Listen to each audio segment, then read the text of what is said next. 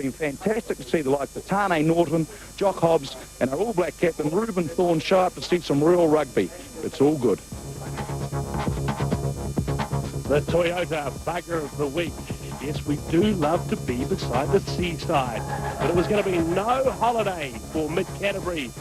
They took on the homeboys, East Coast, in this game. Bring it October. Vodafone Live. Right now, this gold bangle is just $399. Take it home today with no deposit and 12 months interest-free. Now's the time to thank yourself. At Michael Hill Jeweller. We Olivanis are always asked, why do you grow olives? And we always reply, because we always have. Olives brings holiness and plenty. They are also the secret behind why we stay so young and beautiful. But it seems the secret is spreading.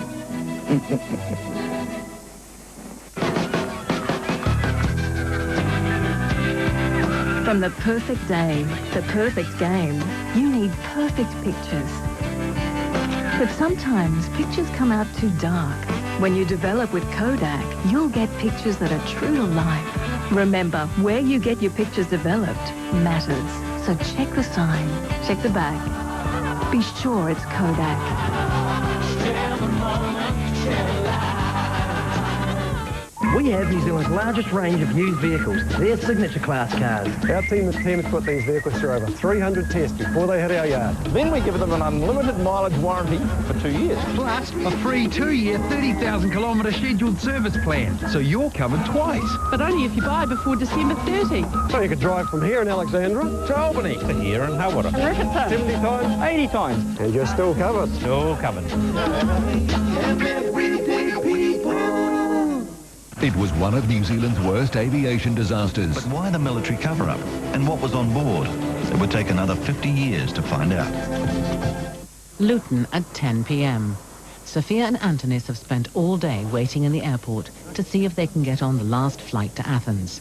It's not looking good. At the moment, the flight's showing full, which basically means the chances of them getting on are extremely limited.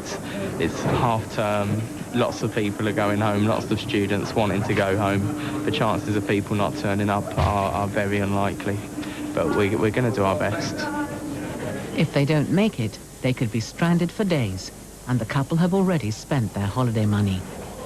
Now, as the time goes by, I'm feeling very nervous. We don't have much money, we'll see what we will do, but we don't want to think that we won't leave. After 12 hours on the road, Sue and Bob have made it to Malaga Airport in time for the last Liverpool flight. They're an impressive 1,800 miles from home, but this will mean nothing unless they can get the flight for free.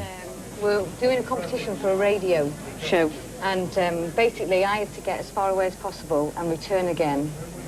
I've got to be back in Hale in Manchester by 8 o'clock tomorrow morning. The thing is that we're really short on money, and we would, you're going to speak to your supervisor. Can you ask your supervisor, because we've already done, we've got a return flight with EasyJet anyway, that if we can work out a deal, if we can even go for free. Okay, let me ask your supervisor, right? The clock is ticking, and Sue's chances of winning the car now hinge on just one decision. Okay, hello, back again. Okay. Right, I'm very pleased to say this is a very special occasion, so it will be done free of charge. Thank you so much. Oh, thank you so much. We were prepared to beg. You're welcome. Thank you. Thank you very much. You're welcome. Thank you so much. Here you are. Okay, I know I'm going to win the car now. Thank you so much. Thank you so much. Thank you. Thank you. Bye-bye. The clock is also ticking for Sophia and Antonis. Will anyone fail to show up for the flight to Athens? Any seats? Let me just have a look. 4 more cars left. And about 5 minutes to go. The tension is unbearable as the remaining passengers could arrive at any moment. There's nothing the couple can do but wait and hope. In Malaga, the Liverpool flight is taking off. Sue and Bob have endured a grueling 48 hours, travelling almost 2,000 miles, and the final leg of the journey is an emotional one. It's just to have met so many nice people. You wouldn't think that such nice people existed, but they do. They really, really do. Absolutely wonderful. I don't really look to cry. Oh, bless her. It's wonderful. Meanwhile, the Athens flight is boarding, and as the two remaining stragglers arrive, it's not looking good for Antonis and Sophia. If you'd like to bring your luggage over But here, suddenly the words they've been waiting for, How many bags do you have? they're on. Two passengers have failed to show up. all of them virgin. If they hadn't made it, Antonis and Sophia would have been waiting on standby for 4 days. No, smiling. Yes. I don't think they can actually believe that we managed to get them on the aircraft. I was really surprised. I didn't want to build their hopes up at all because I really thought they were going to be let down. But on that occasion, they were lucky. Sue failed to win the car. She was beaten by a contestant who made it to the Dominican Republic and back. Dr. Surendra got to Nice 5 hours late, but was still in time to close his business deal. And Chris joined his friends in Amsterdam after flying with another airline. Next week on Airline, in-flight entertainment for a captive audience. Nothing's fine, I'm torn. I'm all out of faith. A tense wait for a television presenter. We really need it to arrive very soon, or the whole day will flush down the toilet. And a test of character for Leo. Guys, at the moment, I am trying to help you.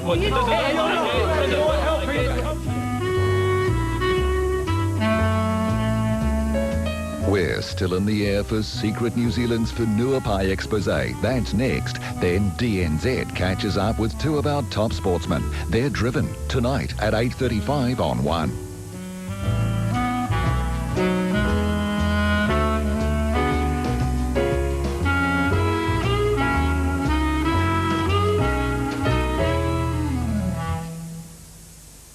The most famous woman in the world had died. And the world wanted to know why. Why was the scene of the accident scrubbed clean and opened within 4 hours of the crash? Questions remained unanswered. Was it a clean-up or a cover-up? Until now. None of these documents have been seen before.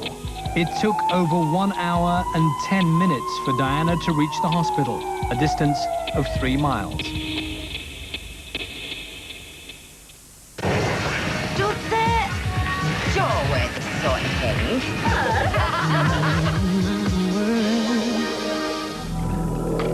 Tonight on Secret New Zealand, we reveal the second and third worst air disasters on New Zealand soil, how 26 people died, and why the crashes have been kept hidden from the public till now.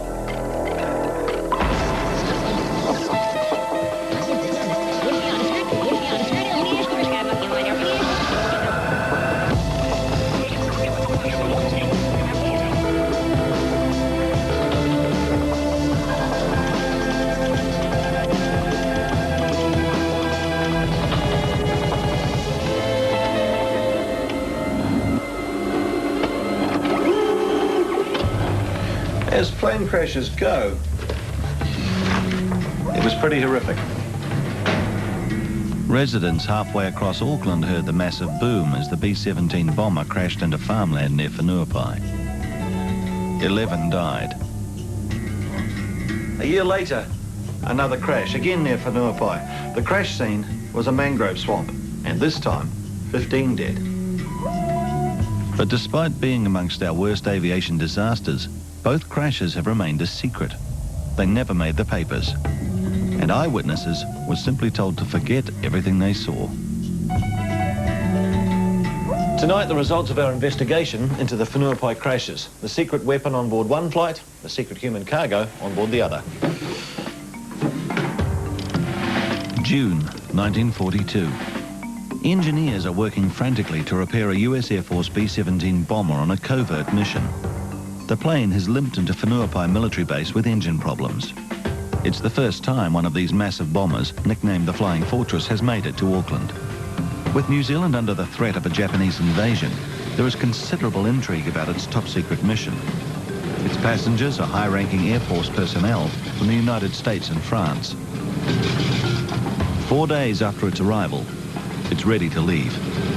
It's the middle of the night, winter time, quite dark. Curious locals, including Laurel North, then 8 years old, had been keeping a watch. Mum and Dad were very concerned for the safety of the B-17 because there hadn't been any trial runs after they'd been working on the engines all the time. But the Americans are determined to fly. News spreads that the next stop is Sydney. But why so many top brass on board? And why the secrecy? Jack Wills, a wartime pilot, set the flare path and then watched as the big bomber with 11 crew, 4 500-pound bombs and a full load of fuel took off. He lifted off about 3/4 way along the runway and gained a height of 100 and 200 feet. Locals recall hearing the plane struggle to gain height. Very heavy, sort of pulsing sort of engine sound, and it was just so low. And then there was this mighty crash. It immediately burst into flames. One great ball of flames shot up. The B-17 had made it barely 3 kilometres from the runway before crashing into farmland. The bomber clipped the fence right about here. It then belly flopped into this paddock, which was home to a prize bull. It's estimated the plane was travelling at about 200 miles an hour. It then bounced about 250 metres up there, with the last bounce being about 100 metres, taking it right up beside the farmhouse. As the plane disintegrated, 2 bombs on board dislodged and rolled harmlessly away. But 2 more of the 500-pound bombs were still in the bomb bay when the burning fuselage came to rest just about here, metres from the farmhouse and the state highway. The exploding ammunition set off by these fierce flames led George Sinton, the farmer, to believe that the threatened Japanese invasion was underway. Sinton saw men stumbling from the crashed plane, but while phoning the emergency services, there was a massive explosion. It killed all on board. The explosion was so great it cracked windows more than 10 kilometres away in Point Chevalier. Jack Wills raced to the scene. Before he got there, he heard the mighty blast. That was the bombs going off. And it was followed by a blast of hot air, was the shockwave. When we got there, the whole plane was ablaze from end to end. And then at the scene of the crash, we could hear the ammunition of the machine guns going off. And it wasn't very healthy because we'd hear the whiz of the bullets going over our heads, and sometimes they'd come close to us. We really didn't want to meet up with one of those. The plane was just scattered everywhere, the bits and pieces, and it was horrendous. The plane was still smouldering at dawn when a 17-year-old Gay Strawbridge went to look. I saw an American officer's cap on the ground and gently pushed it aside with my toe, and that was the end because a piece of scalp fell out and I violently ill and shot straight back up to the top of the house again. It was just awful. 11 dead, an horrific toll. But as US Air Force officers based in Auckland arrived, the Kiwis at the scene were shocked at their attitude. The first priority the Americans had, as it appeared to us, when they came out, was to search the wreckage. The fate of the crew seemed to be secondary to them. The Americans appeared desperate to find something on board the plane, something that was far more important than the dead. Whatever they were looking for was so secret that even allies like New Zealanders were kept in the dark. They didn't tell us what they were looking for. They'd only been in the war 6 months. They hadn't learned to trust us. That came later. We got on very well with them. But they were suspicious of everybody. They're not rude, but they were secretive. They wouldn't tell us anything, they wouldn't comment. But the New Zealanders had the last laugh. They found the mystery object of the Americans' frantic search, much to the ire of the Yanks. The American colonel took it, grabbed it, dashed the car with it. Never a word of thanks. The secrecy surrounding the plane's cargo was matched by a total blackout on news of the crash itself. Despite the number of witnesses, the massive explosion, the alarming death toll, and the top-ranking military personnel on board, not a word ever made it into the papers. But why the military cover-up, and what was on board? It would take another 50 years to find out.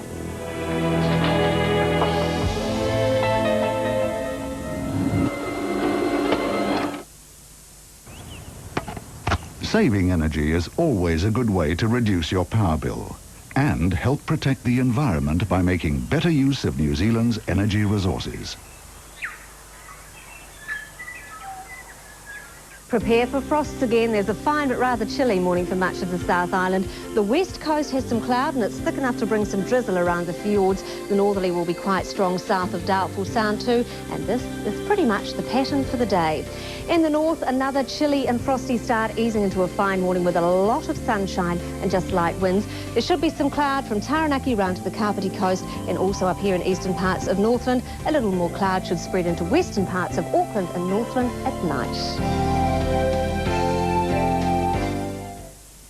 Just had to tell you, and I swear it's true. My heart stopped beating when you walked in the room. And I'll find a way, I won't be blinded.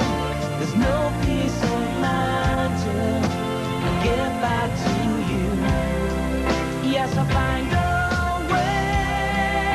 I hope I'm forgiven, 'cause life ain't worth living, and the dreams will come true when I get back to you.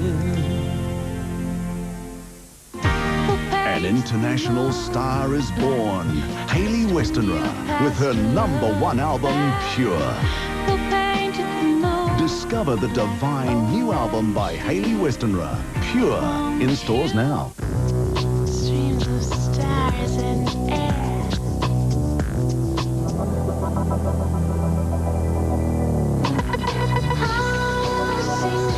Boss Intense, the new fragrance for women.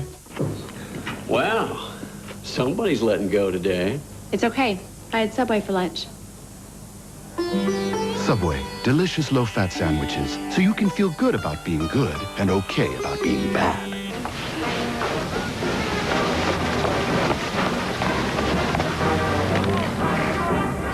It's okay. I had Subway. Subway, good, so you don't always have to be.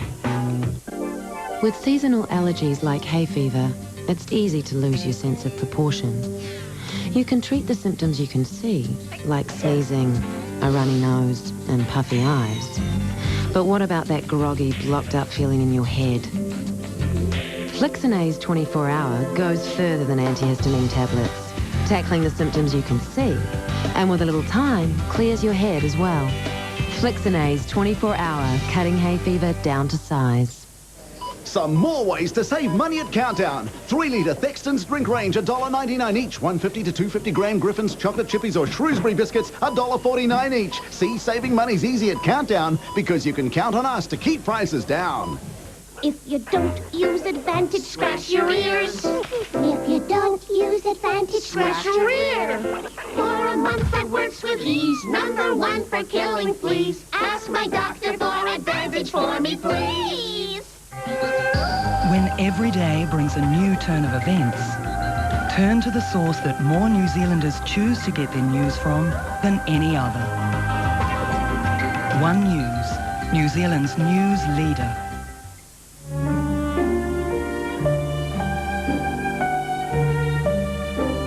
Within 15 hours of the B-17 bomber crash at Whenuapai, the Americans had retrieved their secret military apparatus, as they later described it, and placed it under armed guard on a US warship at Auckland. But what was it? Why was it so important? These are copies of the official report into the B-17 crash. The report was completed within 10 days, but for more than 50 years, it's been withheld by the US military. Its contents are secret. The report reveals the secret apparatus on board the B-17 was in fact a Norden bomb sighter, a huge technological advance, one that would help the Allies win the war in Europe and the Pacific, and one they were desperate to keep top secret. An extraordinary statistic of World War II is that in 1941, bombers were so inaccurate only 1 in 20 bombs landed within a mile of their intended target. The Norden bomb sighter changed all that. By the time the war ended in 1945, Allied bombers were able to drop 4 out of every 10 bombs within 500 yards of their target. But while its cargo might have been sensitive, why the total news blackout by military bosses? Aviation expert and former Air Force fighter pilot Ross Ewing has an answer. When an aircraft has an accident, one of the things they like to do is to try and hush that up, because pilots are there for warfare, they're not there to have accidents. And in fact, they had a lot of accidents. It was something like about 80% of all crashes during World War II were caused through human error rather than enemy action. But the final question, why did the B-17 crash into what was clearly rising ground? The report ruled out sabotage or other enemy action, and there was no evidence of engine failure, which leaves pilot error. But how much was the pilot to blame? Ross Ewing, who is also a qualified medical doctor, says the pilot was probably disorientated. With this take-off at night into a very dark night and no outside references, is as the aircraft is accelerating on takeoff, if the pilot just uses his sensations alone, it'll actually be interpreted by the brain as a steep climb. And the natural tendency is for the pilot to, if he doesn't believe his instruments, to push forward and the aircraft will actually strike the ground. And there's been 1 or 2 accidents like this over the years, and in fact 1 or 2 not so very long ago. So the pilot of the B-17, believing he was climbing, may have accidentally flown his plane straight into the ground. It's called the somatic graphic illusion. The B-17 crash, with its death toll of 11, although unreported, ranked as New Zealand's worst air disaster at that time.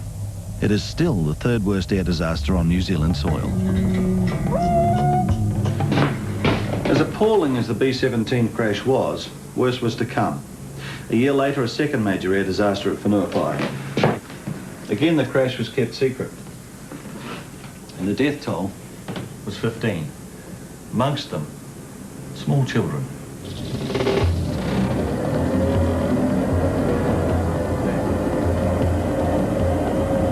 A miserable night in August 1943. It's cold, dark and wet. But Whenuapai Air Base is a hive of activity. It's been sealed off as a highly secret people-swapping operation gets underway. 22 Japanese, 10 of them children, and 3 Thai are under armed guard. They're all civilians who'd been living in New Zealand when the Pacific War started.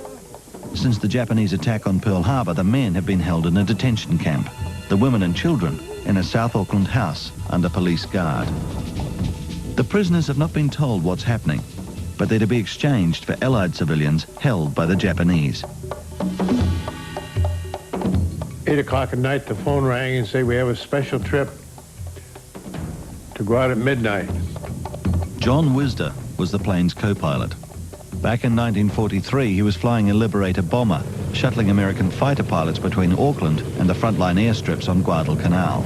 Now retired after 30 years flying with United Airlines, he lives with his wife Betty in Los Angeles. He recalls that this flight was shrouded in secrecy. I wasn't told what was happening. They didn't tell me who was going to be on board or what the cargo was or where we were going. But with 25 frightened passengers loaded on board, they're ready to depart at 2:30 a.m. Well, that night it was raining quite hard. Miserable weather, foggy, cold. It wasn't exactly a night you want to be flying airplanes, but they said this had to go, so off we went. Wisder is told only that the first leg of the flight is to Brisbane, Australia. His passengers haven't even been told that. They don't have enough seats and there are no seat belts. The children are sitting in their parents' laps. John Wisda is busy adjusting flaps and ensuring the landing gear is up. And it's not till the plane's at about 400 feet that he notices trouble and alerts the captain. I said, we're turning to the left, and he pointed to the horizon, and the horizon showed that we were just climbing straight out. So then I looked at it again, and we'd gone over in a left turn a little more steeply. In a desperate effort to try to power the Liberator out of trouble, Wisda clambers from his seat to turn on the left engine turbochargers. You just got it straightened out, leveled out, but we were going quite fast. I think it was about 200 miles an hour when we first hit the ground. Official photographs show the path of the plane as it slewed its way across the mud flats, breaking apart and catching fire. John Wisda was catapulted through a tiny window. The window, I might say, was rather narrow. If my head had hit that window a little less square, I would have been decapitated. He was lucky. The pilot was killed instantly. I was thrown out of the airplane, rolled end over end about the length of a football field through this marsh. In the meantime, the airplane carried on, I found out later, and exploded. While Wisda was thrown clear, for the Japanese prisoners there was more terror to come.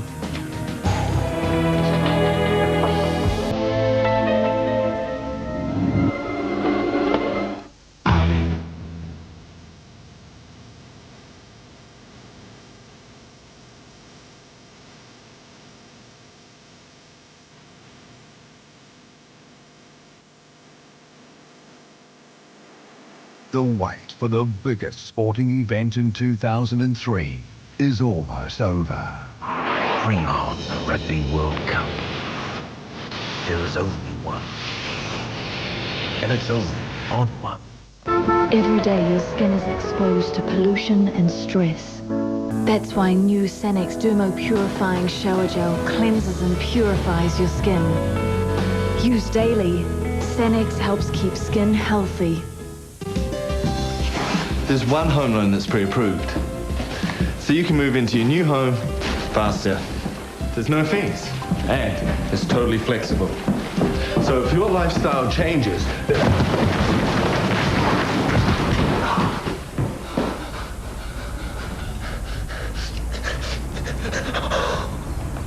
Preventing trips around your home can be as easy as taking care on stairs. With seasonal allergies like hay fever, it's easy to lose your sense of proportion. You can treat the symptoms you can see, like sneezing, a runny nose, and puffy eyes. But what about that groggy, blocked-up feeling in your head? Flixinase 24-hour goes further than antihistamine tablets, tackling the symptoms you can see, and with a little time, clears your head as well. Flixinase 24-hour, cutting hay fever down to size.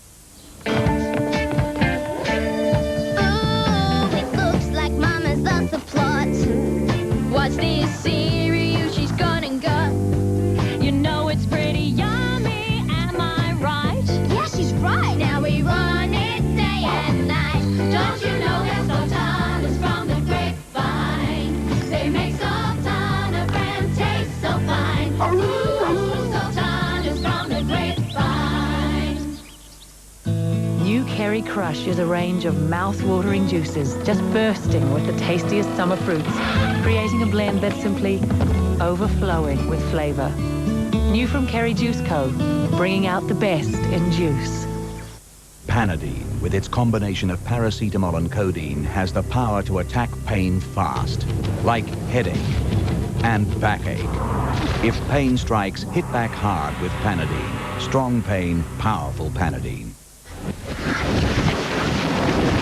To prevent trips around your home, take care with bulky items.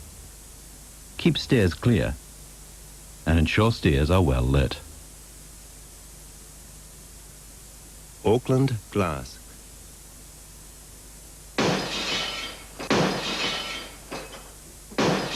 If it's broken, call Auckland Glass 0800 804 804.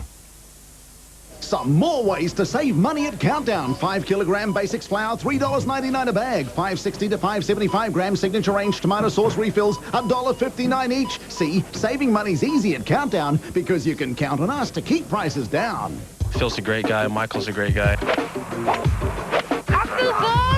We were kids when we first met. I'm a real family man. Hey! Dazed, cold, and in shock, the passengers find themselves fighting their way through the mud of a mangrove swamp. As the Liberator ploughed its way through the mangroves, the fuselage split apart, spitting passengers from the wreckage.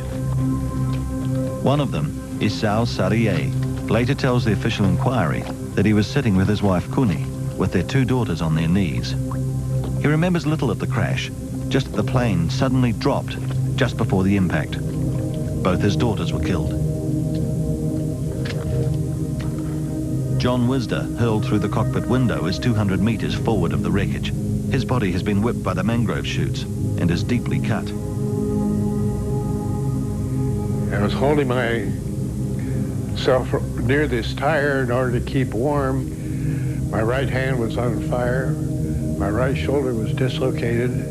I really didn't know what I was doing, but it was very hazy and all. And I stood there for about, it must have been 20 minutes or half an hour. Surgeons take 13 hours to clean the mud from his lacerations. The Japanese survivors are taken to the Whenuapai base hospital, where Trevor MacDonald, a young Air Force officer, was a patient. I was in this bed asleep. The nurse came rushing in and asked me to hurry up and get out and get dressed because there'd been a crash and they needed the beds. So I did, and while I was still getting dressed, they put 2 little children in the bed, and they were terribly distraught.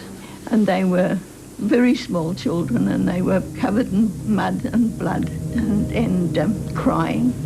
So I sat with them and cuddled them and tried to pacify them as much as I could, and little hands were hanging on to me, you know, and I was getting as much mud and blood on me as they had. Trevor was ordered back to her barracks. Later that morning, she returned to the hospital and was stunned at the transformation. When we came in, everything was spotlessly clean and tidy, as it was before.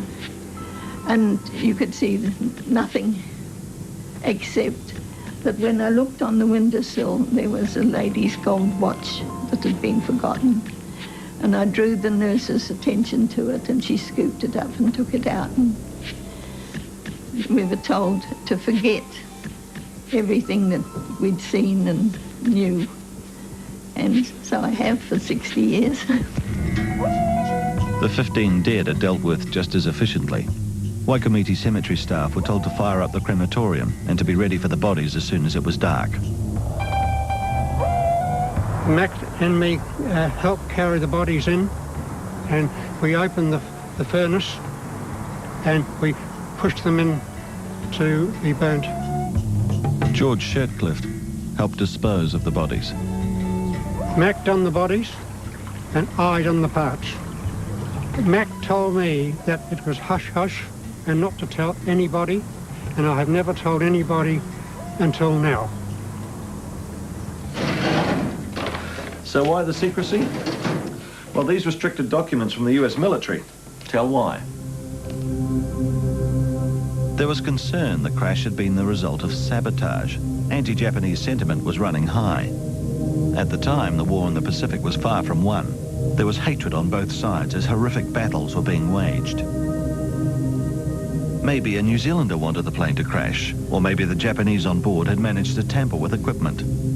Whatever the reason, there was concern that Allied prisoners of war could be retaliated against if the death toll became known. Already, New Zealand's treatment of prisoners was under scrutiny after 48 Japanese had been shot during a protest at the Featherston prisoner of war camp some months earlier. But according to John Wisder, sabotage should never have even been considered. He knew the cause of the crash, but no one asked him. It was, he says, quite simply a case of crew fatigue leading to pilot error. The pilot had simply forgotten to turn on his gyroscope, leading him to believe he was level, when in fact the plane was banking steeply. And I guess he missed it. I was busy at the cockpit on takeoff, so I missed it until we got in the air. There were your causes. So what happened to the Japanese survivors? Well, a few months later, they travelled to Australia by boat aboard the Wanganella and were eventually exchanged for United States civilians. As for John Wisder, the crash still haunts him. Like any pilot who's been through will tell you he's been through something like that, they think about it, sometimes late at night. Because of the secrecy, John Wisder didn't know that children were amongst his passengers and amongst the dead. He only found out when contacted by Secret New Zealand. The children, I didn't hear about that till a week ago, and that was bad. Half of them were killed.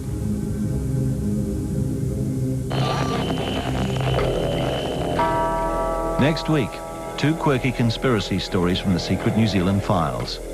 A bizarre JFK assassination connection that's had the conspiracists flocking down under. I was on my way back in New Zealand when the president was killed. Who was this Pentagon insider, and why did buying a Christchurch Star on the day of the assassination convince him of a cover-up? Well, there's 2 explanations for it. One is that there's been a conspiracy, and who am I to kill a good conspiracy story? Could the Christchurch Star have been an unwitting pawn in an assassination cover-up that continues to this day? And what were the bizarre lights seen above Kaikoura in 1978? We've just heard from Wellington radar that we've got an object about a mile behind us and it's following us. Let's hope they're friendly. No one, to the best of my knowledge, has yet explained the whole thing that we saw that night. They're unidentified flying objects. We examine one of the most famous UFO sightings in the world, including a rare look at the film that many regard as the ultimate proof something is out there. For over 20 years, I've been concerned that the truth has not come out. And 25 years on, the scientist who says he knows what they are. Next week on Secret New Zealand. DNZ is next. Driven, the secrets of great golfers. Then the rules go out the window and chaos reigns. Tony Beach is the ref for our Game of Two Halves tonight at 9:35 on 1.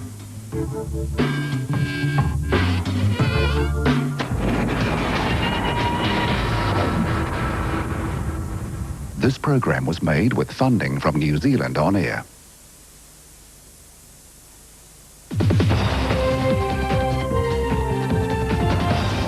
Good evening. A former nurse aide at an Auckland hospital has gone on trial for allegedly punching and slapping elderly patients. West Auckland pool owners moved to take their council to court over its hardline interpretation of swimming pool fencing laws. Paikakariku residents take their council to task over Friday night's floods. Could they have been averted? And this man explains why he thinks the All Blacks won't win the Rugby World Cup. Join us for those stories and more at 10:40. Cold, miserable Scotland, eh? Apparently not. Hello there. Come on in. I'll come back when you're dressed. How do you mean? You haven't got your shirt on. Haven't you got anything on? Have we, darling? Just my flip-flops. Fancy a beer? A revealing monarch, Wednesday on 1.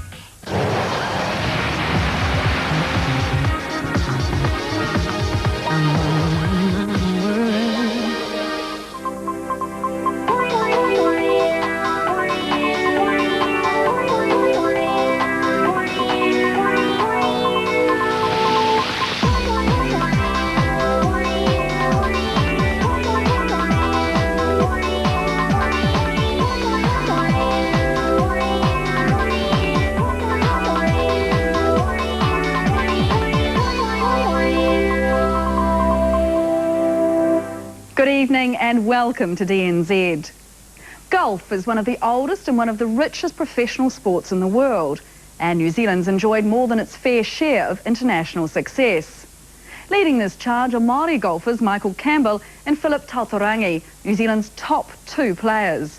They're talented role models to generations of New Zealanders, And they're very much driven by who they are, where they come from, and their family's support. This is a look behind the scenes of their success. No, Phil's a great guy, Michael's a great guy. It's good to have more world players. It certainly enhances our tour and makes it that much more special. Thousands of people around the world would kill to have my job. I want to expose New Zealand to the world. He has been consistently ranked in the top 15 players on the whole planet. He was a perfectionist. It was a career-ending injury. For Michael to do what he's done, and for Philip, it far exceeds any performance by an All Black ever.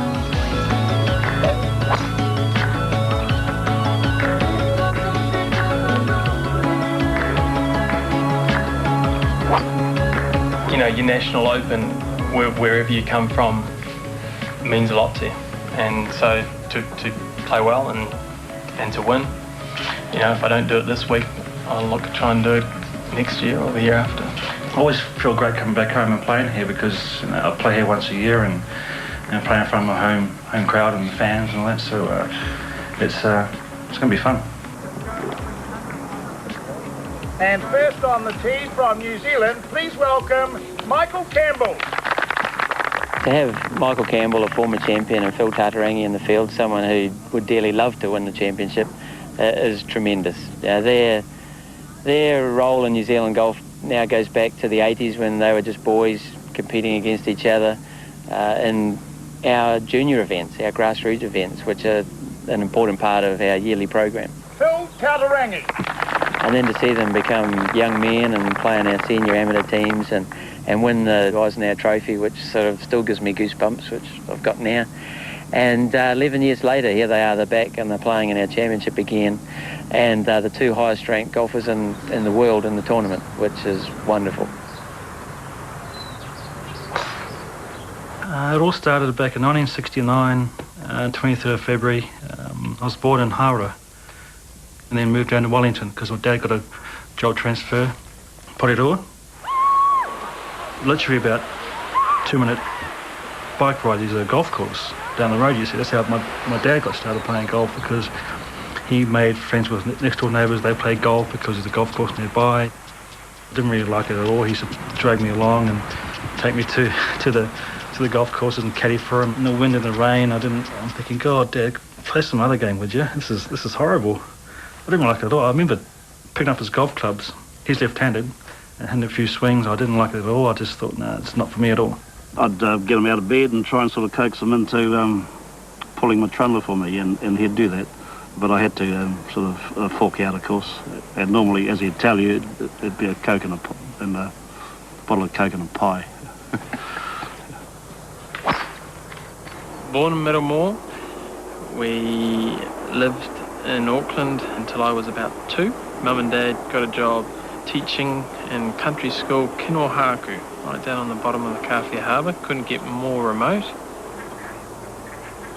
Right around 7, and I used to go to Waitemore Golf Club with Dad and caddy for him, and after a couple of trips there and a couple of times thinking that I could maybe give this golf a go, I ditched Dad's bag. Everything else, all the other games he played tennis and he played basketball and he did athletics and so on. They were for fun, but golf was always serious.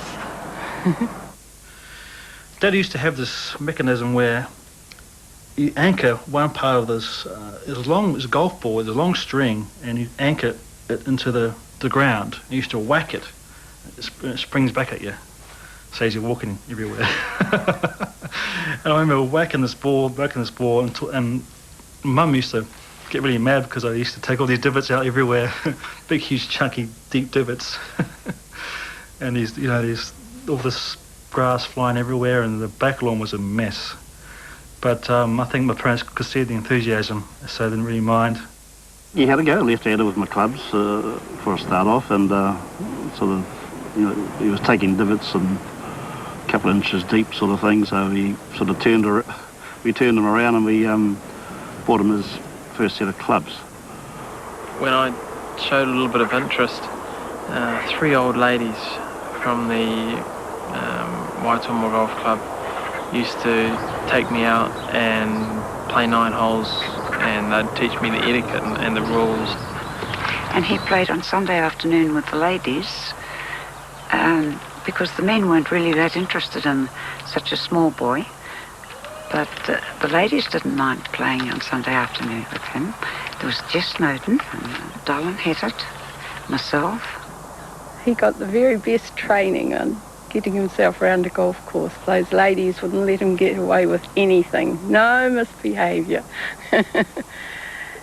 We taught him not to put both hands in his pocket when he stood to make a speech. One hand was all right, but not two. I remember swinging the golf club in home, and there's all these marks on the ceilings from the backswing. Breaking windows, and I used to break windows all the time. He was always keen on any ball sports. So that was really good to see. I played a bit of squash at the time, so I'd take him out to squash as well. He thrashed me at that. So one time I bought this table tennis table and brought it home. I thought, you know, I used to play table tennis, sort of great player, and at the end of it, he used to make me run around the place. But he's always hard to beat with any ball sports there. We had a holiday place over Whangamata, and come the summer holidays when we'd be over there, every now and then I'd go to the beach, but if it was a day like today, I'd be at the golf course from dawn till dusk. And I remember getting a Rally 20, and I would be riding down the main street of Whangamata, and golf clubs on the back, off to the golf course.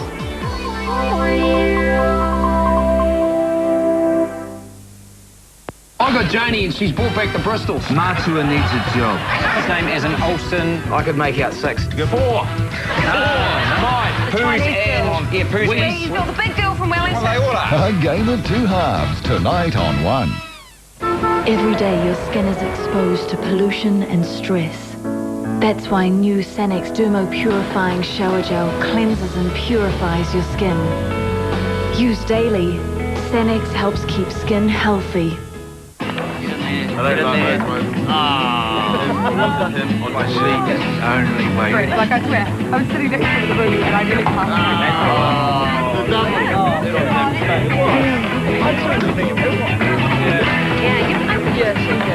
It's not easy to quit a 10-year smoking habit, especially when it's not yours.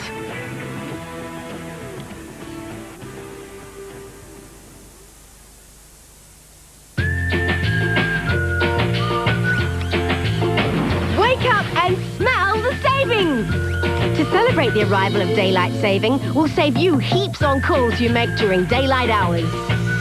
Pay off-peak rates all day and all night on 027 to 027 calls for the rest of October. And if all that talking's too much, you can take a break and text all you want for just $10 a month max. So, start enjoying daylight saving today. Do you need to lose a few kilos for summer? You can. Join Weight Watchers now and get your first meeting free. First 500 get a free Weight Watchers magazine. Call 0800 009 009 now. Weight Watchers. Real food, real life, real results. Here you be looking. Here you be looking for. Dark across the Delta. Buy any qualifying Castrol products and you could win a trip for 2 to the 2004 Melbourne Grand Prix and the chance to win a real BMW. And the Castrol beaming all the way to the Grand Prix competition. Enter when you buy Castrol. Striped shirts in crisp cotton spandex. Hi, Rhonda from Valentine's with our fresh range of striped shirts from $39.95. In store now. Discover Valentine's Fashion Centre, Albany, Manukau and the Hut Te Rākau Drive.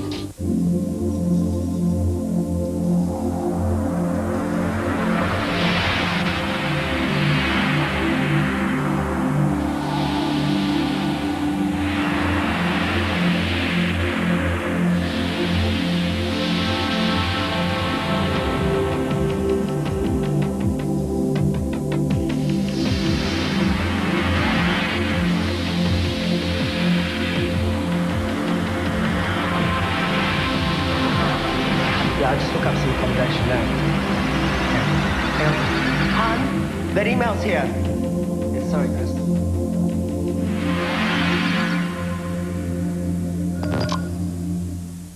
What do you do? You haven't got any qualifications. I have a degree in fun and a master's in hell raising. They're young, skilled and on their own. You're not pregnant, are you? Bingo. How's she going to fake being pregnant? Oh no, she could eat lots of pies for 9 months. 5 young friends, foul-mouthed and very funny. Donald, think about all the benefits of having a baby. Yeah, I've thought about that. Love and satisfaction and pride even. Oh, the benefits. Child benefit, family credit, dole housing benefit. A new series of 2 pints of lager and a packet of crisps tonight on One.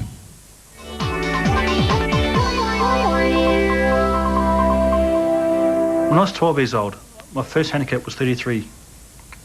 And then within, I would say, a year, I was like down to 10 or 12. And then within 2 years, I was down to single figures, 2 or 3. So it happened so fast. Welcome to the Ariki Kappa tournament from the New Zealand Māori Golf Association. I was 9 when I first played my Māori tournament, and I remember because I was on a 10 handicap, and I desperately wanted to be on a 9 handicap when I was 9. But I wasn't, but I won the flight in the 2nd division. And I thought I was the world champion, of course. So to win something, that was a start. Well, one of the characteristics of Philip, he was a perfectionist. And so there are numerous stories of him, say, finishing a tournament when you really are physically and mentally exhausted. And Philip wouldn't show up at sort of the prize giving. And he's out practicing because he'd missed a certain shot, or he hadn't played a good bunker shot. So he's out there and car headlights on to sort of see what he's doing in the dark. And that's exceptional. That is exceptional. And that's how those guys do it. That's the X factor. I made the Māori development squad, under 18, under 21 I think it was, and Vic Pirihi. Oh, Vic, he's a good man. You need to be right on your game if you're going to win. And everything's got to be right. Physically, mentally, the whole structure's got to be in place. Vic Pirihi had the Māori junior squads that would assemble at Māori tournaments, and then he'd also assist us to going to national tournaments. I used to be how can I say it, a wild child. Yeah. I was, to tell you, I was a shocker. I used to have a long hair and the earring, and when I had the earring done, he goes, "Hey boy, come here." He calls everyone a boy. He goes, "Cut your hair, take your earring out, now." I said, "Right." He goes, "Otherwise you're out. You're going to pack your bags now and send you home."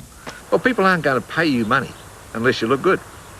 Like, I'm not going to put my clothes on that bloke out there if he's not going to look right.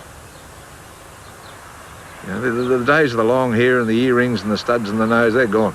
That's history. You can put a diamond in your tooth if you like and you get enough money. But the rest of it's out the window. I think at 18, 19 years old, you needed something, a person with that being so strict on us. I think is very, very important. Very important to the whole, conducive to better play. Otherwise, it would have been, big trouble. There was all sorts of decisions that had to be made, like there's options of sending Michael to the States, which we did have a look at. Selfishly, I suppose you could say that I said, "No, you're not going anywhere. You're my only son. You stay home and we'll see how we go." Yeah, I hate to admit that, but that's what happened. So he stayed with us, and I suppose we can thank the national squads and how they've helped and developed all the younger players at that time. I didn't feel any pressure to succeed, and nor did Mum or Dad ever apply any pressure. I was fortunate enough that I had the motivation and drive to want to succeed as an individual myself. By age 15, I was selected in the National Junior Development Program. Yeah, we had to save up to send him off to tournaments and things like that in the early days, and he saved up for his golf clubs. He had second-hand clubs until after he got in the first Eisenhower team, he went to Sweden when he was 16. That was when he got his first set of brand new clubs, and that was through the Golf Association, through the sponsorship. It wasn't until further on down the track that the travel started becoming paid for, and the clothes started becoming given to, and the equipment started becoming try this, trial sort of opportunities. So, no, it was quite tight for a while there sometimes. Grant Clements, who decided to do this whole thing years ago, when about 15 years ago decided that we'd have a squad, spend some time and money on the squad of 15 guys. To us, it meant free coaching and free equipment and travel to tournaments, and we felt like professional golfers as 15 and 16-year-olds. And which meant us going around the world, different parts of Asia, America, Europe, on the expense of the New Zealand Golf Association, and he's done a great job. And he decided that he's peaking for the 92 Eisenhower Trophy in Canada. An historic victory. Kiwis come from behind to be world champions. Incredible week that week. We had a very, very strong team. We had a great team spirit. Grant Moorhead, Stephen Scahill, Philip and myself, and I'm getting goosebumps just thinking about it. We just had a great time. The fact that it happened is something just quite bizarre, really, quite special. It just doesn't happen that often. And to make the victory even sweeter, the New Zealand winning score of 17 under par was a tournament record, beating the 1960 record set by an American team which included none other than Jack Nicklaus. Everyone was surprised. We weren't. We were very, very confident going to the last round, although we're 10 shots behind with 9 holes to play. Philip and I think I went crazy. Had like 4 or 5 birdies in a row, and Philip went crazy, and so did Grant Moorhead went crazy too, and just the whole thing just turned around completely. I think the tournament was won for us the day before by the 2 unheralded players in the team, Stephen Scahill and Grant Moorhead. They played very, very well in really tough conditions on the previous afternoon and kept us within striking distance. And then we all played well on Sunday. It's quite funny though, because the organisers only had the national anthem for America, not New Zealand. And with 3 holes to play, they had to sort of like rush to the embassy, New Zealand embassy, consulate, to grab the national anthem before the closing ceremony.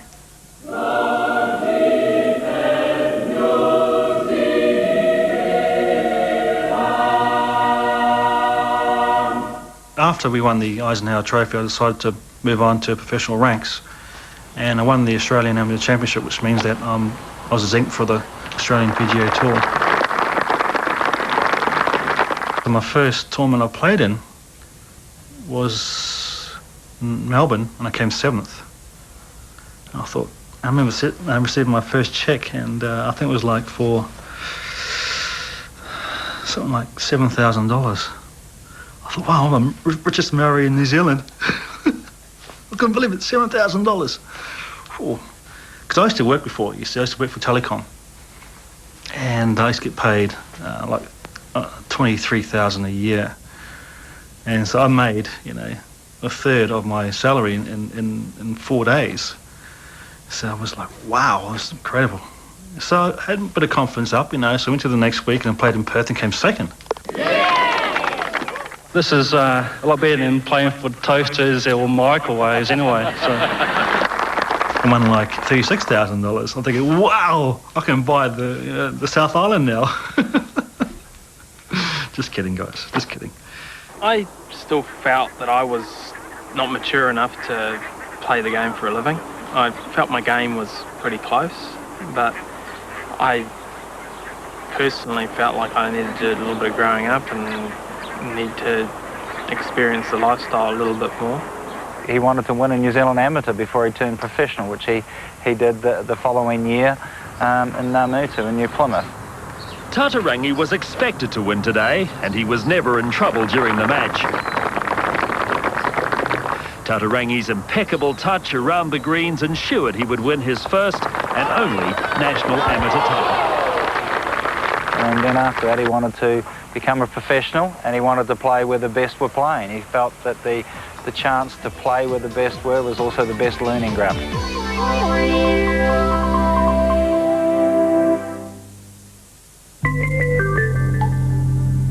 What do businesses have to do to get high-speed internet? Call Telstra Clear. Phone us now on 0508 080 555. With a new baby, life's been pretty intense, pretty well. God, he's the kid of the future, man. I never get a chance to read the newspaper anymore, let alone catch the news. So this is a bit of a bonus. I get to see the news at 2, 3, even 6 a.m. Telecom brings extra news updates to your mobile when you go to 7. I better go. See ya. It's all go. With seasonal allergies like hay fever, it's easy to lose your sense of proportion. You can treat the symptoms you can see, like sneezing, a runny nose, and puffy eyes. But what about that groggy, blocked-up feeling in your head? Flixinase 24-hour goes further than antihistamine tablets, tackling the symptoms you can see, and with a little time, clears your head as well. Flixinase 24-hour, cutting hay fever down to size. Being a successful chef, I always keep a couple of surprises up my sleeve. I'm not often surprised by food, but Jenny Craig has surprised me both in taste and choice. I've been enjoying 3 Jenny Craig meals and 3 snacks a day while losing weight. Now that's a nice surprise. Great food and variety is part of Jenny's recipe for healthy living. Get ready for summer. Lose 10 kilos for $10 with Jenny's recipe for healthy living. Call Jenny on 0800 502 302. You deserve a break. 3 relaxing nights in Fiji from only $595 per person share twin. Exclusive bonus offers only available at House of Travel. So what are you waiting for? Book now by calling House of Travel on 0800 838 747. Cleaning up tough grease can mean just spreading it around. And it's such hard work. But now there's the power of the orange in new Mr. Muscle Orange Energy. You see, oil from the peel of a simple orange combined with our powerful cleaning agents is a very effective degreaser on all sorts of surfaces, leaving them all clean and sparkling. New Mr. Muscle Orange Energy. Loves the jobs you hate.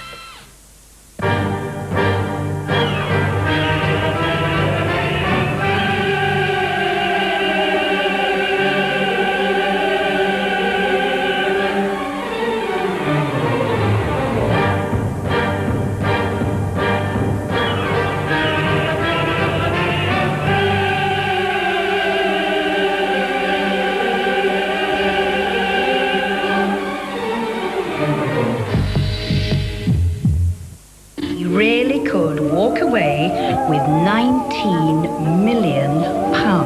It's partly about love. Only a complete sub-bastard could fall in love with you. Mostly about revenge. Do you know how not funny this is? And all about the money. I want half of everything, and I'm damn well going to get it. The lengths people will go to get their hands on it. We're going to get married. You cow! I missed you. I'll see you in court! At Home with the Braithwaites, tomorrow on 1. The most famous woman in the world had died. And the world wanted to know how and why. Was it a clean-up or a cover-up?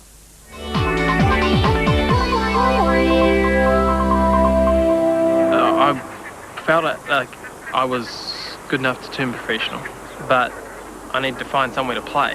And with some close family, friends, and with my coach, John Griffin, we sat down and thought, well, you know, what am I going to do? America was the place to be. He felt that the chance to play where the best were was also the best learning ground. You were going to see what the mark was, where you needed to go, and that's quite simply, and I supported that. He had a game that was strong enough. He was mentally a very strong person. My first professional tournament was qualifying school in the States, and you know, looking back at it, that's quite daunting, I suppose. But I was naive enough at the time to think, well, yeah, I need to go and find out how good I am. Fortunately enough, my game was in good shape at that time.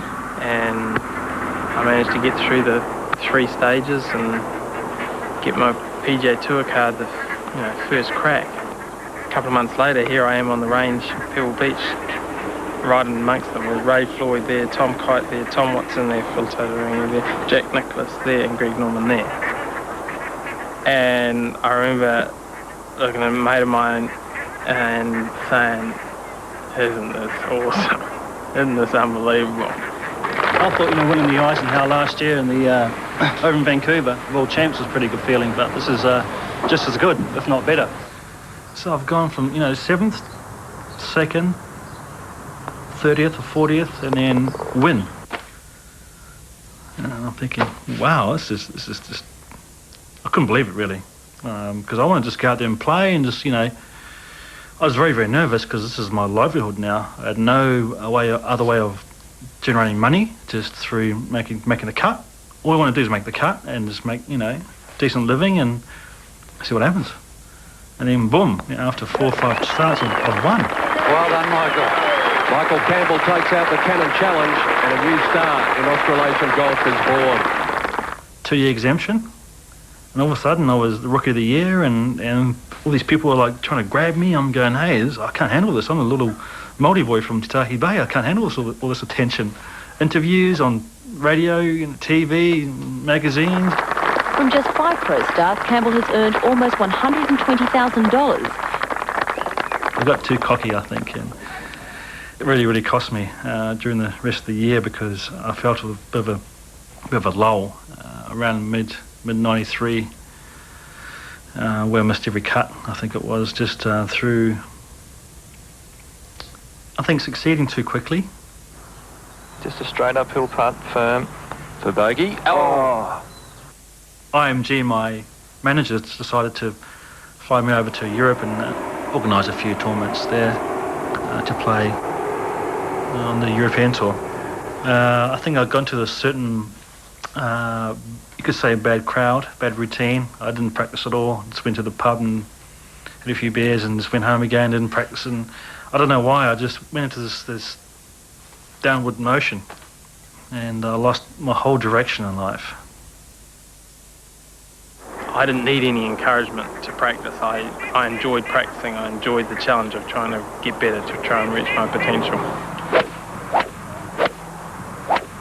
I think I over-practiced and left a lot of my good golf on the range. He has had a lot of injuries over his career, and it's taken quite some time in some cases to isolate what the injuries have been and where the central source of those injuries has come from. But so that's caused a few difficult moments. I had to learn a lesson about my body and give it more respect and look after it more. It's the most important tool I've got. What about other kids? Probably lots of people want to have a go. Oh, yes. Off the shoe. Oh, you were aiming for Jordan. That was perfect. Yeah, Jordan wants the 2-inch putt. I met Julie at the end of 93, start of 94. She taught me how to grow up, how to eat at a fancy restaurant properly, how to all these wonderful things. She's instilled a lot of confidence in me because I was a very, very type of person who's wasn't very confident at all, personally. As a golfer, given the golf course, I'm fine, but off the golf course, I felt a little bit not very confident about me as a person. And she changed all those formulas a little bit and squished them around a little bit and just said, Michael, you're a nice package.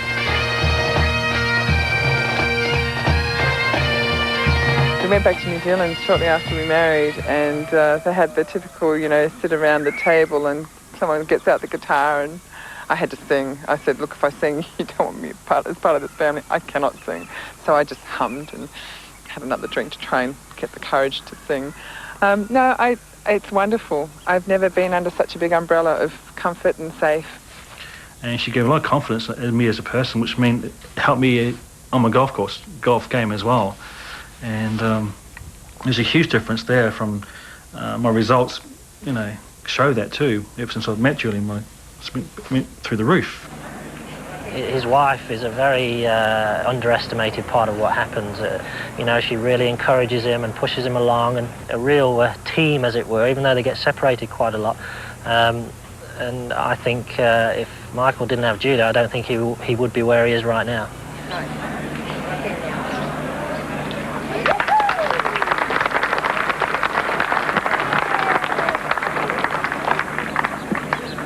The only thing I knew about golf before I met Phil was because my father bought a computer and we had a golf game on it. That was the first thing I knew about golf. I thought only old men used to play it, wearing the funny pants was all I knew. So when I first met Phil and he said that he played golf, I said, oh, when's the season? Because, you know, every rugby's got winter and, you know, all the seasons. I said, when? Well, it doesn't really have one. So from that point on, I guess I learnt quite a lot. Many friends have joked that I took her out of her parents' cradle, and you know, we were kids when we first met. I can remember when Phil met Mel at Tiamutu, and you know, in the days when he was running around on his dad's escort and trying to come up with an excuse to stay in Tiamutu a bit longer, and what was going on, and when they got together it was fantastic, and she's been just fantastic support for Phil. She's a wonderful person, and as a team I think they're inseparable and they'll go a long way. You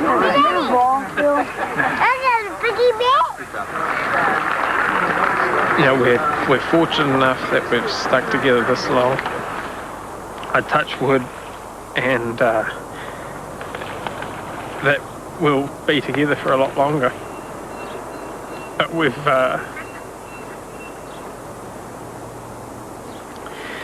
grown up together, you know.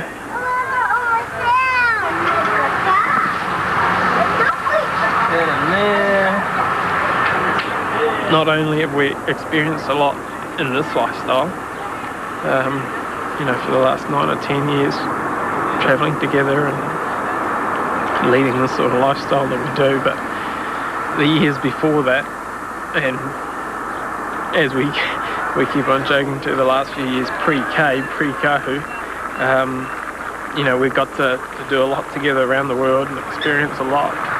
You're getting heavy, boy. And we've been fortunate enough to be best friends.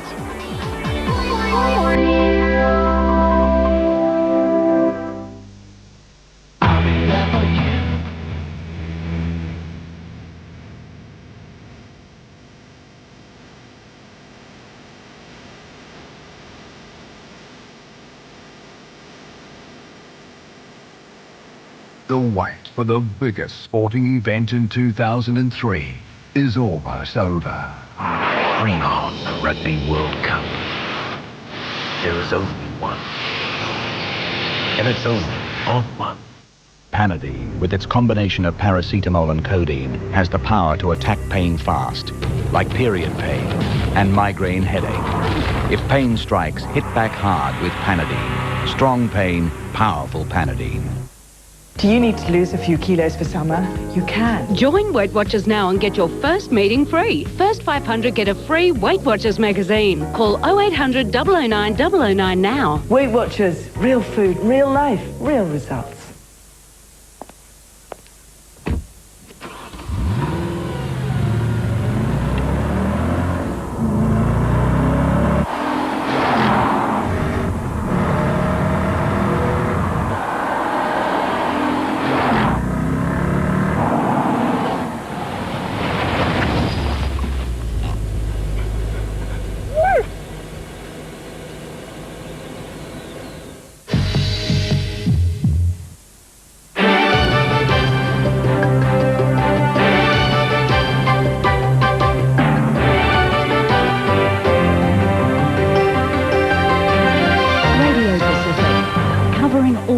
Of the story.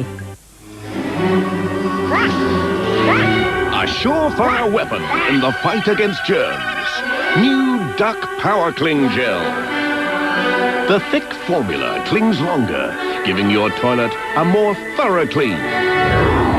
Killing germs all over the bowl.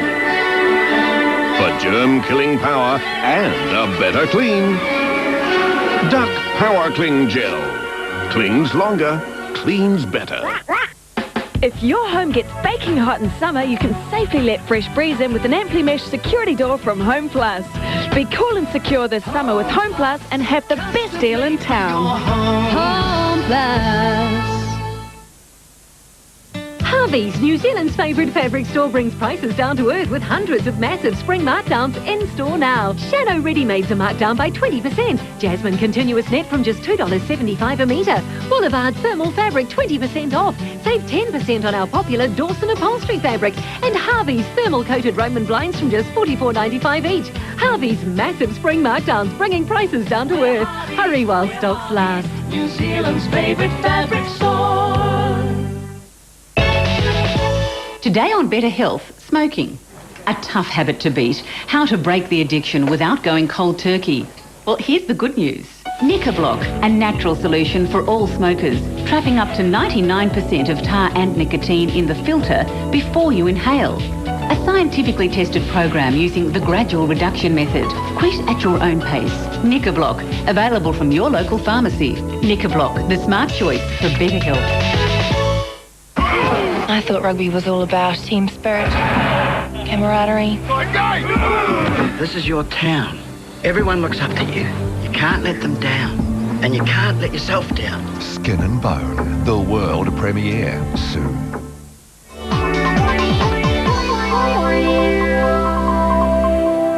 And 95 was once again an incredible year. I had like 10 top 10s and was going ballistic, and then obviously the Open that year, 95, was something special, especially the third round. The third round was a corker. He's playing that wind brilliantly here today. Only thing is, there's this big, huge bank in front of me, taller than me, I think it was, maybe just a little bit shorter than me.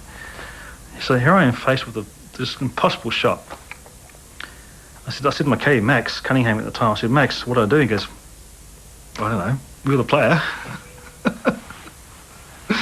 I said, I don't know what to do.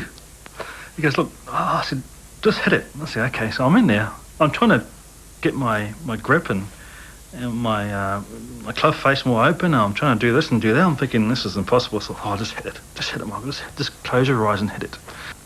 Oh, he got a break there. That was a break in a million. That was a break in a million.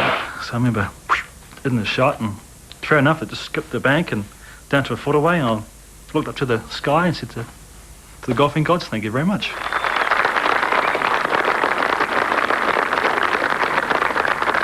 It was a fluke, actually. It was a fluke.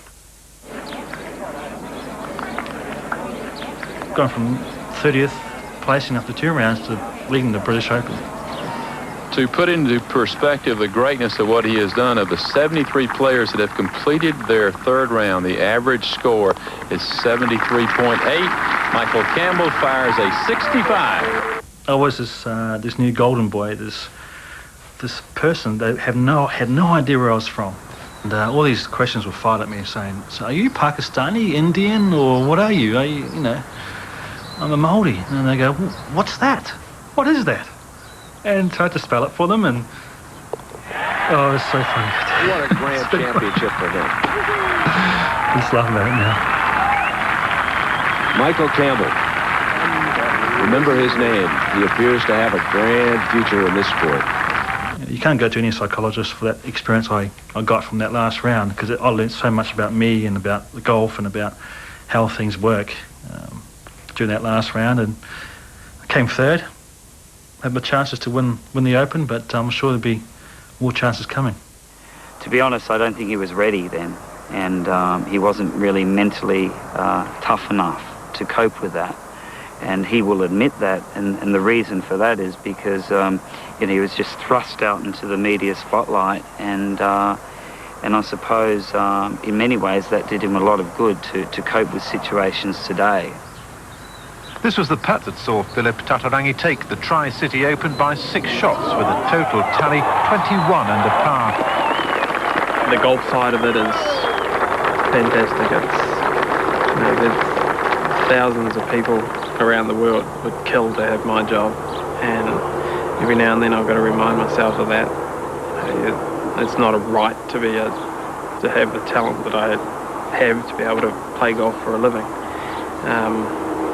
And it's one you've got to treasure. With form like this, What a shot. Phil Tautorangi was destined for his best finish and the biggest check of his pro career. And more than 400,000 New Zealand dollars. I haven't been given the talent that's touched by the wand. You know, I've had to work at it as well. I think Phil's got amazing determination.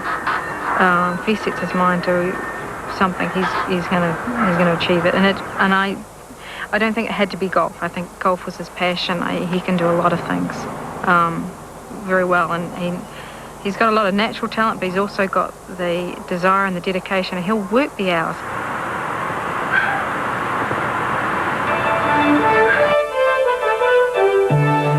Evening everyone, the Kiwi campaign began sluggishly at the AMP Air New Zealand Golf Open today. I remember the people were just everywhere. Obviously the attention was on me, and it's the first time they see me play for like a year. I remember that tee shot snapped. I felt the snapping sensation on my wrist, left wrist there. And I remember just holding my wrist and a big huge yelp, you know. It was like a shotgun going off. The tendon just snapped and it was sickening. And I tried to grab a club. I couldn't even hold my hand or close my hand at all. I thought, oh, I'm in trouble here. And I rushed to the fairway and just saw him in agony coming off that golf course. And there's a sad sight, the withdrawal of the current star of New Zealand golf. And I remember sitting down in the locker room with my wrist all strapped up and iced and all the bits and pieces there, and took some painkillers because it was hurting, it was throbbing, and I'm thinking my whole career's over. It's gone. I've gone from this kid who's done so great and on the world scene to I can't play anymore. This is it. The time that he hurt himself at the Grange was probably the low of his career, I'd say, even for us as well, as parents. Michael didn't tell me how serious the injury was. You know, he wanted to play in Augusta, and he played through that injury, and the results weren't very good, and it was a career-ending injury. God, I went through some emotional turmoil. Yeah, it was horrible, very, very horrible. It was very testing at times, but the support from Julie was second to none, and in particular also, you know, there's Tom and his mother and, you know, the rest of the family, and they believed in him and never gave up, and that was the key. It's very difficult knowing how to support him at those times. I think you just got to be beside him, and that's all we've done, because his following Michael around is like being on a roller coaster, like an emotional roller coaster, if you like. There's the bad times. We might have had it a bit too high. I changed my whole golf swing completely. It was horrible, horrible. I mean, because for years I used to visualise, you know, behind the ball you visualise a shot from left to right fading this way. For, you know, 12 years I've been doing that. And all of a sudden I had to visualise the ball going this way. I couldn't do it. My mind wouldn't do it, you know. Mine wouldn't let me do it. In 1996 and 1997, he was missing cut after cut after cut. He missed 18 cuts in a row. 18 cuts in a row. That's unthinkable for a guy like Michael Campbell to do that. At that stage, a lot of people had written Michael Campbell off forever. So you can imagine having to ring up a tournament director every week and then hassle them, you know, like, is Michael Campbell getting a start? I mean, a lot of people forget that was very, very disturbing for me. And I'd pray every day that he'd make a cut. That's how desperate things got. So I decided to change a few things. I changed my psychologist, I changed... If things don't work, it'll change, you know, change my coach. I think it's very important that people understand my role in relation to Michael Campbell. I mean, Michael Campbell is one of the most talented people who plays golf, and really all I do is just service his natural ability. You know, that I don't like to take too much credit for his success, because the success is from him. I think Jonathan and I have a very, very good relationship. He's very, very good at what he does. Obviously, I think one of the best coaches in the world. That's why I'm with him. People don't realise what goes into it on a daily basis. I mean, not only Michael, but Philip and a lot of the other players, they work extremely, extremely hard. You know, if they worked as hard in any other field, they would be very successful people. But in golf, it's such a competitive, cutthroat sport that you've got to really, really do more and go above and beyond what is normal, really. I said when I turned pro, I wanted to go to the best tour to see where I was at, to learn from the best. Well, it took me a long time to put all of those things that I learned to practice. In 9 years since turning professional, Phil Tatarangi's seen it all. Career-threatening injuries, the torturous qualifying school, and now his first win. Beautiful speed. Great touch. Oh, great putt, young fella. That win in Las Vegas, I was a write-off that Monday. It was just incredible. We had updates from people who were ringing up, and when he won, it was just amazing. He walks away with almost $2 million and a 2-year exemption on the PGA Tour. Just reward for a player who's finally realising the potential we all knew he had. Deep down feeling inside of knowing that you're good enough. And what was even better was the day after when they came home, and just having that time to spend at my place with our family, and we all just had a big breakfast together, and it was just like, cool, you're home. Okay, you had a win yesterday, but you're home. It was probably not unexpected on reflection. He had been playing so well last year, but it seems to be that once you've won on the tour, you step into a different group of golfers. All sorts of opportunities open up in terms of the standard of tournament that you're playing in and so on. So, yeah, the challenge now, of course, is to go on from here, win more.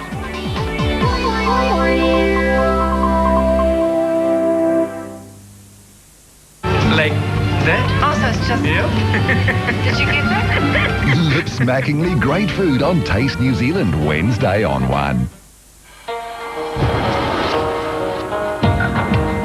I choose to get up early. I'm careful with what I eat.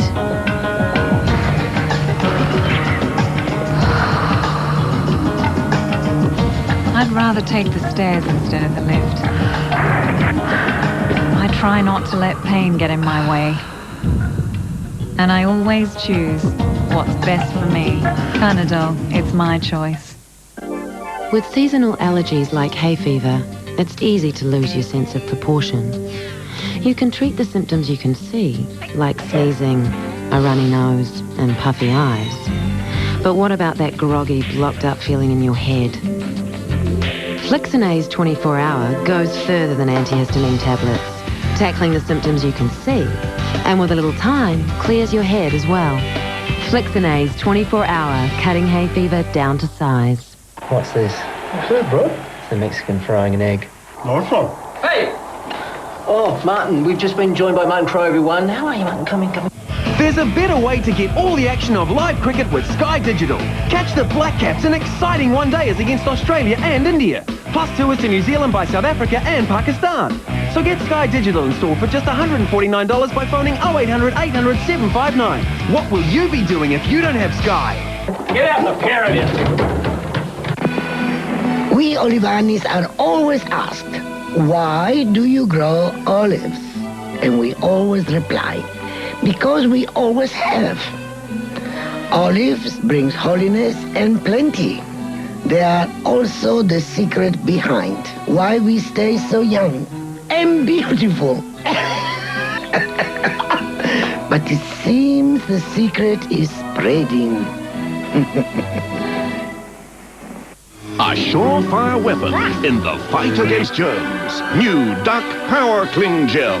The thick formula clings longer, giving your toilet a more thorough clean. Duck Power Cling Gel. Clings longer, cleans better. Lesson 1. Did you know typical hairball formulas contain more than twice the fiber of ordinary adult cat diets? That much fiber helps remove hairballs, but it can also carry away valuable nutrients. That's why Purina One Advanced Nutrition Hairball Formula has new technology that helps control hairballs with a third less fiber, so more nutrients can stay in your cat. Purina One brand. One can make a difference. Here's why your watch stopped. This got into the mechanism. What is it? A Freedom airfare. Tiny, isn't it? Really, really small fares from Freedom Air. Just want to reiterate that the questions have been far easier than ours tonight. To reach 2 points if he can spell reiterate.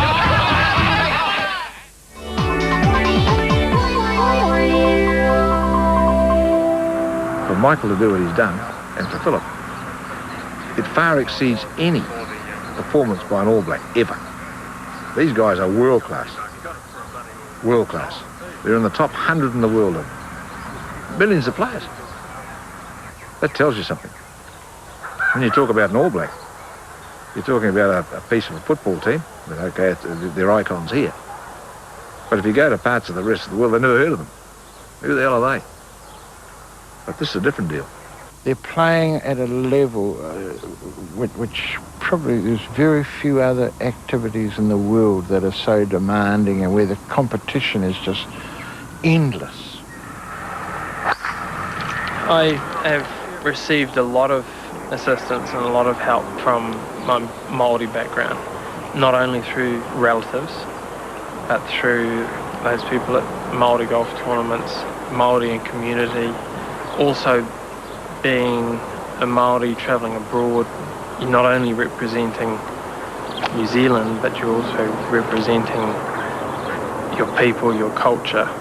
I'm a real family man. I enjoy my kids, Jordan and Thomas, and I enjoy the family atmosphere or environment, which stems back to younger years as a kid. I enjoyed the family gatherings during Christmas Day. There was hundreds. God, it was incredible. I've got 65 first cousins. So you imagine Christmas time. They're very proud people, the whole family. And in fact, everywhere I go around the world, there's a Campbell everywhere. It's amazing where they come up from. I mean, often I joke with Michael, do you know him? Well, he's a Campbell, he's a cousin. He's gone, no idea. That's what it's like sometimes. I think Michael's very aware of himself, and I think that's from his people. And I think that is a really good help when you have to focus, you have to stay in present time, you have to dig for that extra thing to win or to get yourself out of trouble on the course. And I think that that's a big part of all that. When I'm walking the golf course, and I'm hoping for a good bounce or the ball to go in the hole, I sort of like, try and cling on to some sort of Māori saying, or, kia kaha is obviously the obvious one, to be strong or to hang in there and just to touch my anaya a few times and just to think of home.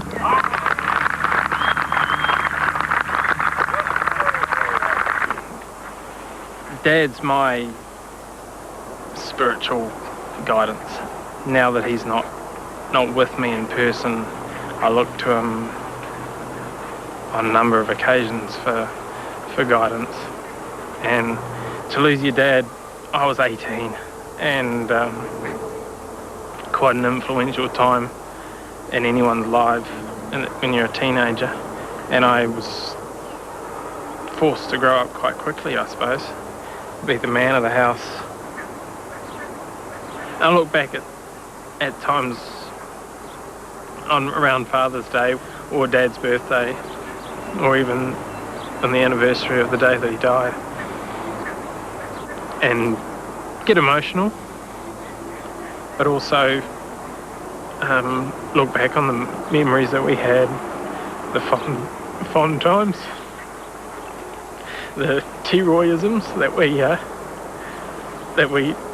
lucky to look back and laugh upon. I believe there's a being of some sort out there looking down on me and looking after me. whether it's my grandmother, I think it is my grandmother. We had a very special relationship, I think. We spent a lot of time together when I was young. She told me that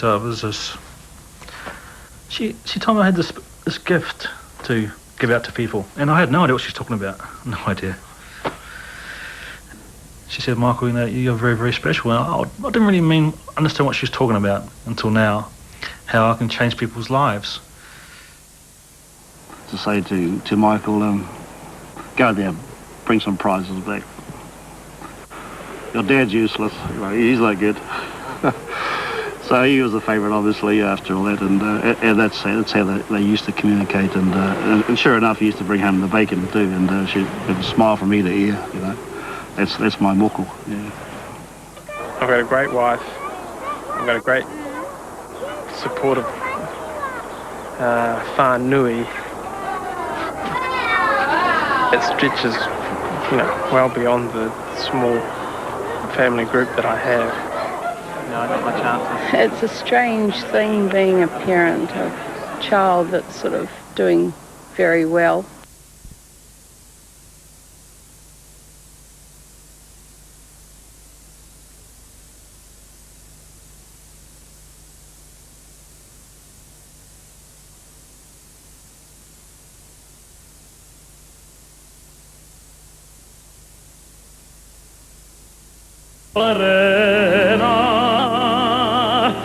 Granada,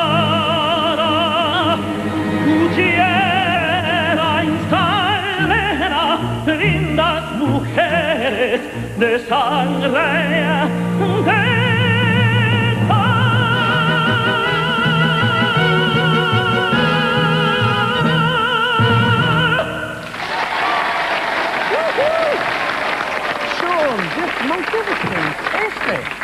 I love that last note, mate. Well done. Good to have you on the show. Now, look, after Showcase, things took off for you. You got very busy and well done, and you ended up spending a bit of time with Pavarotti. Yeah, well, who would have thought? Yeah, exactly. How did that happen? Well, I was just a very lucky person who, he came to New Zealand for a concert, and I decided I'll write a note to his management saying, I want to sing for you. I sang for him, and he liked me and invited me to Italy. So you spent a bit of time at his place, yeah, doing a bit of singing and hanging out. Lived with him, and travelled by private jet, moved around the world. Oh, tough. Yeah, it's pretty really tough life. Mate, goals for the future? What do you got planned? Well, I just want to keep singing. A bit of opera, a bit of light music, a bit of entertaining. I just love to sing and love to entertain people. But my ultimate goal is to be a fantastic international opera singer. I'm sure you will be fantastic. And you make your own clothes, do you? Yeah, well, actually, you know... just joking, mate. Thanks very much. Thanks for being on the show. Thanks very much. Thanks, Bill. Cheers. Well, the time has come for another wee break, but stick with us. There's lots more to come, including one of the legends of New Zealand pop music.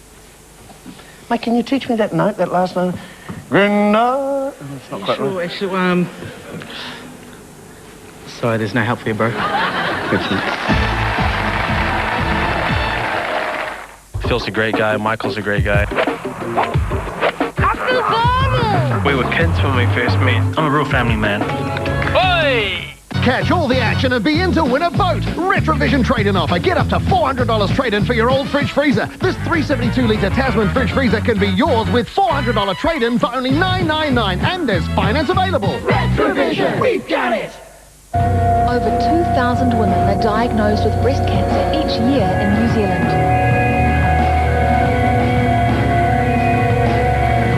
One man in 10 will have a mother, wife, sister or daughter die of breast cancer in New Zealand.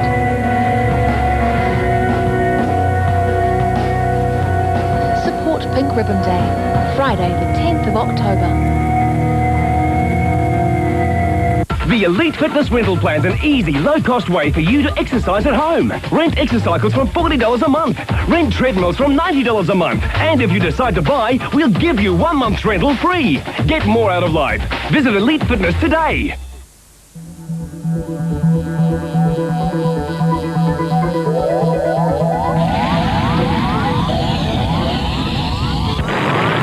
Get ready for the vitamin C taste.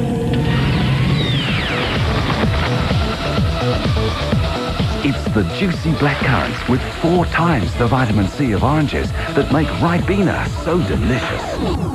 Dive into the amazing taste of Ribena's Vitamin C. The Mary-Kate and Ashley brand fashion, lifestyle and entertainment products are now available at the warehouse. We have a full range of fabulous fashion and accessories. It's real fashion for real girls, including the latest looks for summer. There's new books to read, plus videos and DVDs to watch, and fashion dolls and a PlayStation game to play, and much more. It's real beauty for real girls with the Mary-Kate and Ashley brand range of cosmetics. The warehouse is the home of the Mary-Kate and Ashley brand. Somewhere in the world, every 26 minutes of every day of the year, a Habitat for Humanity house is completed. The houses are for our families who have been chosen based on need. They're living in substandard or overcrowded housing. They're also families who have made a commitment to home ownership but couldn't even dream of realising that dream in any other way other than Habitat for Humanity. The TVNZ Community Support Foundation has provided a tremendous support structure. We just volunteer our time and just do our bit for the community. Win-win all the way around. Can you get the roof on tonight? I hope so. So, where do you think I should start digging? I've always wanted one of these belts. I like to swing a hammer. Just like that. Oh, no. We're rebuilding their communities one family at a time. Oh, that's for real. And that's what TVNZ Community Support Foundation has provided for us. No gypsy woman touched my face and said that I was gifted. That was my nan. She didn't say you were gifted, she said you were a gift.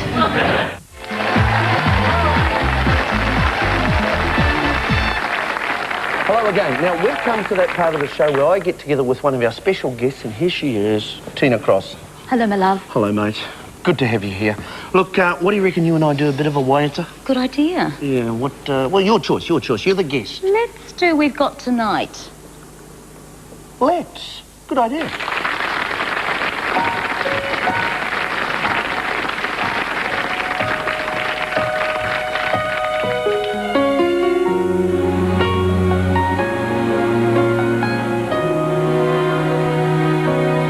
I know it's late. I know you're weary. I know your plans don't include me. Still here we are, both of us lonely, longing for shelter in all that we see. Why should we worry? No one will care, girl. Look at the stars now, so far away. We've got tonight. Who needs tomorrow? We've got tonight, babe. Why don't you stay?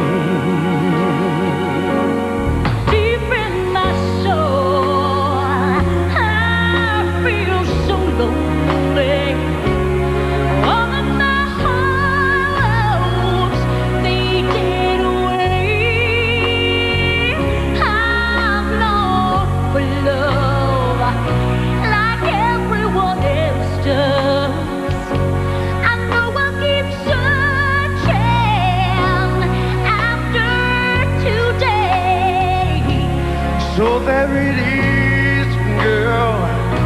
We've got it all now. And here we are, babe.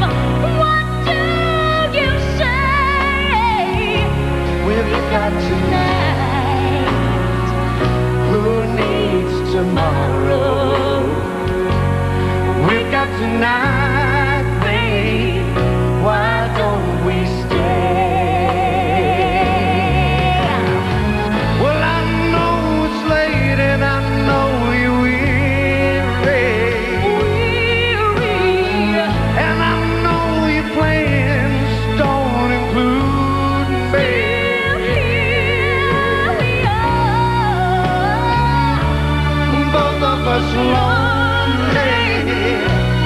Both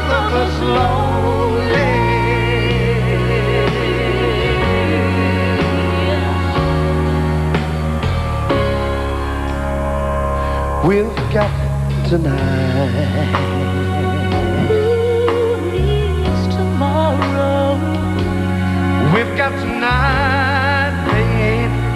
Why don't we stay? We've got tonight, babe.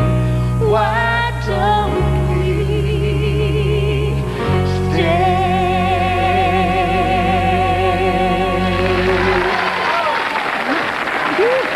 Fantastic one. Thanks, Peter Cross. Oh, cool. Now, also making a return appearance in tonight's show with their brand new single, Liberty or Love. A big hand for the Chills.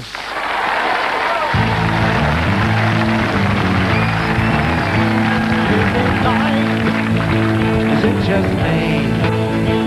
On your own, you feel this need. Then you're two, and you don't feel free. No, no, no.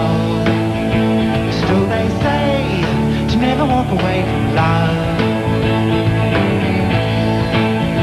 Like it's that easy, just never walk away from true love. It's so hard to be without. Then you have love, start to doubt. It's like a fire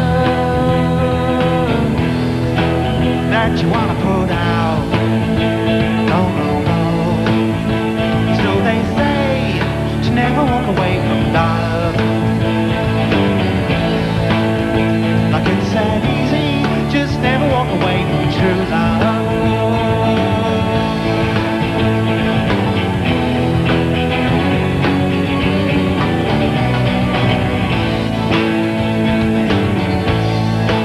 So now it's time to go, and you'll pack, but your shell will soon be cracked. But like a flag that she unfurls, says she loves you most in all the world. She says the words that turn, for you've learned to never walk away from love. Like it's that easy, just never walk away from true love.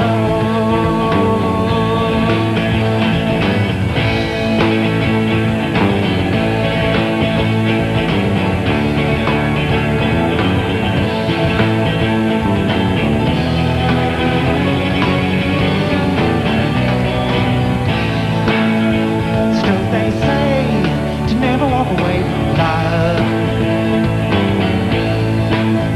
Like it's that easy, just never walk away from true love.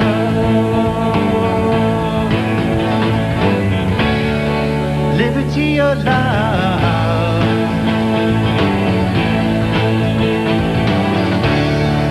Liberty or love.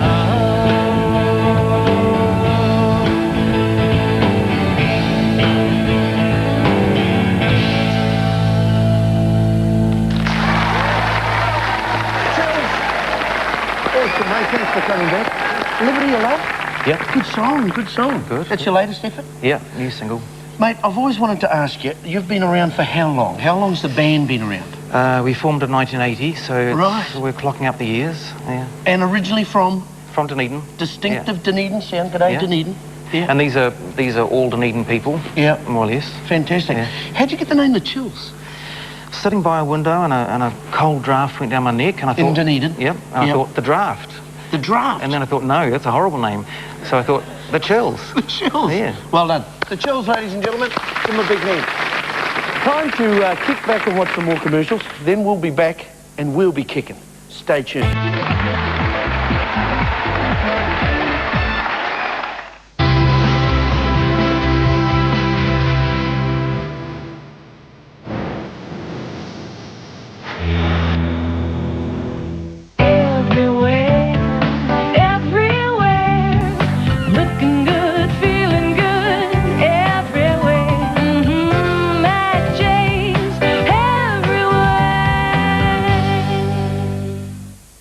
At first glance, it should look like a classic calendar, except the person is naked.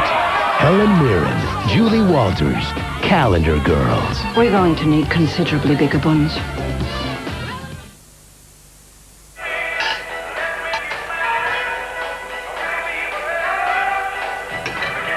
No one's perfect, but Sunrise side dishes come close. They're a delicious addition to any meal in minutes. From Sunrise.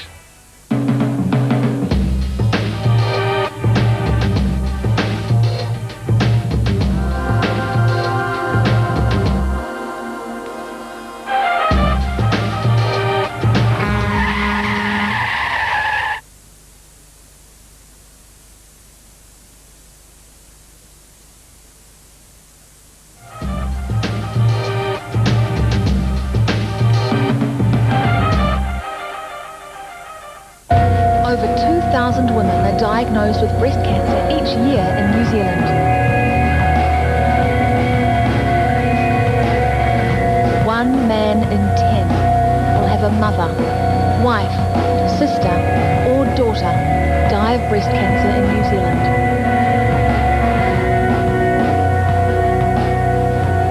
Support Pink Ribbon Day, Friday the 10th of October. There's rip-roaring deals at Dick Smith Electronics. Save a big $100 on selected digital cameras when you trade in your old film, digital or web camera in any condition at Dick Smith Electronics. That's where you go. The Resine October Sale. 1/3 off the retail prices of paint, wallpaper and decorating tools. The Resine October Sale. 1/3 off retail prices. Only at your Resine colour shop. More ways to save money at Countdown. Fresh pork shoulder roasts, $4.89 a kilo. Basics dog food, $1.59 each. See, saving money's easy at Countdown because you can count on us to keep prices down. Lockwood now have 24 amazing show homes in the North Island. Why not visit the Light White Nevis in Thames this weekend, or the Winton and Tauranga with its cosy outdoor room? Check our website for details and start living the Lockwood lifestyle. It's Lollipops Playland. No matter what the weather, Lollipops is the perfect place for kids to have supervised fun. And now we've 2 new parties. Pirate parties for the little treasures and fairy parties. They're magic. Come on, book your party now at Lollipops. Coming up, how a Samoan-born filmmaker was rescued by some Venetian nuns, why this semi-demented chased the semi-transparent on the west coast, and inside the belly of the whale rider. Next on Edwards at Large.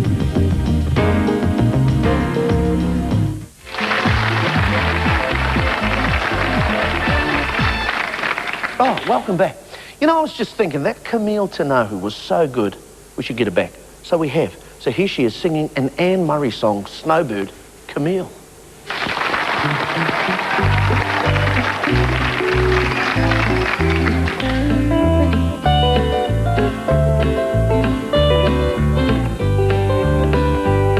Beneath the snowy mantle, cold and clean, the unborn grass lies waiting for its coat to turn to green. The snowbird sings a song he always sings, and speaks to me of flowers that will bloom again in spring. When I was young, my heart was young then too. Anything that it would tell me, that's the thing that I would do. But now I feel such emptiness within, for the thing that I want most in life's the thing that I can't win. Spread your tiny wings and fly away, and take the snow back with you where it came from on that day. The what I love forever is untrue, and if I could, you know that I would fly away with you. Pick it out, Stu.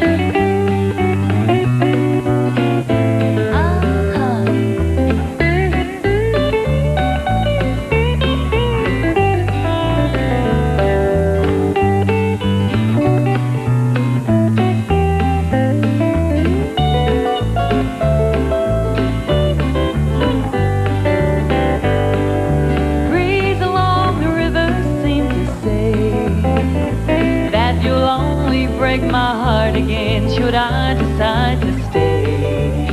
So little snowbird, take me with you when you go to that land of gentle breezes with the peaceful waters flow. Spread your tiny wings and fly away, and take the snow back with you where it came from on that day. The one I love forever is untrue, and if I could, you know that I would fly away with you. And if I could, you know that I would fly away with you.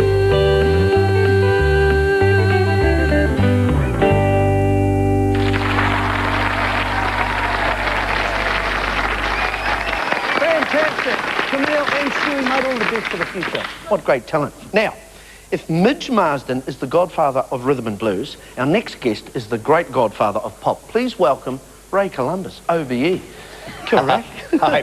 Hey, good to have you on our show, mate. Wonderful to be here. Fantastic. Variety shows. Yeah, Whoa. we're here. We're back, mate. Yeah. Look, you've had a wonderful career. We haven't got time, mate, to go through the whole people thing, go. of course. Yeah, no, they won't. Yeah. But the highlight for you? She's a Mod being first international #1 record, yes. 1964 when I was a small child. Yes, very young child. But you're still in the biz, aren't you? You're quite active. You're sort of mentoring and managing. Yeah, well, I just love the business. That's all I've ever done since I was 6 years of age. So, yeah, it's where I belong. If I'm no longer around, I'm dead. So you've never really had a real job, Ray? No, not really. Oh, great. I did when I first left school because my father said, if you can't get a job as an artist, join the government. He was a socialist. Oh, I think you made the right move, Six. Ladies and gentlemen, with one of his greatest hits, Ray Columbus, OBE.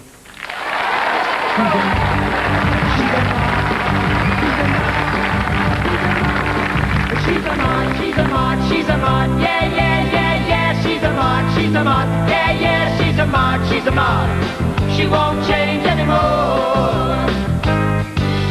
Girl, now listen to me, oh, I've got something to say. Now if you chop and change anymore, I won't have the money to pay. Fella, she was once a trap, and the black leather caught her eye. After being a rocker for a week, she's a mod and I wonder why. Swim!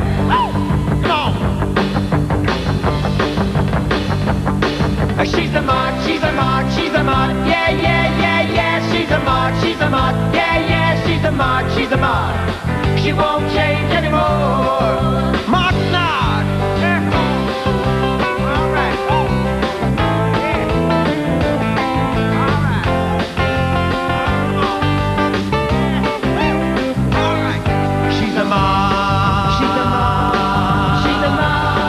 She's a mod. She's a mod. She's a mod. She's a mod. Yeah, yeah, yeah, yeah. She's a mod. She's a mod. Yeah, yeah. She's a mod. She's a mod. She won't change anymore.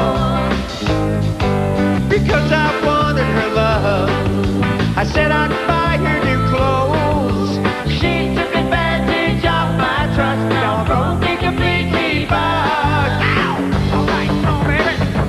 Yeah. She's a mod, she's a mod, she's a mod. Yeah, yeah, yeah, yeah. She's a mod, she's a mod. Yeah, yeah, she's a mod, she's a mod. She won't change anymore. Ow! She's a mod. She's a mod. She's a mod. She's a mod. Yeah. Fantastic. Ray Columbus. Thanks very much, Ray. And the Go-Go Girls. And the Go-Go Girls. Fantastic. That's the final whistle on another big night in. We're off to the showers. I'd like to thank Ray Columbus, Camille Tenahu, Midge Marsden, The Chills, Lapi Mariner, Tina Cross, the band, the crew, and you lot at home for making it such a great night in. And remember, there's more than one way to skin a cat, but you'll probably get in trouble with the SPCA. Good night, New Zealand. Thanks, Pio.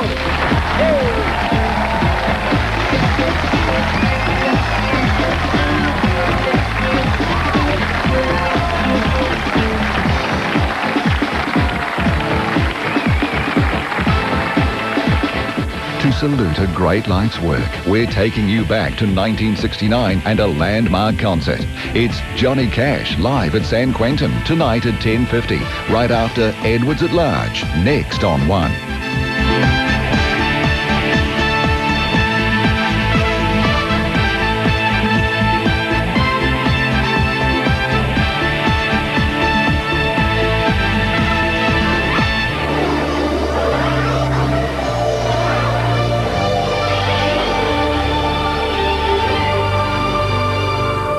program was made with funding from New Zealand On Air.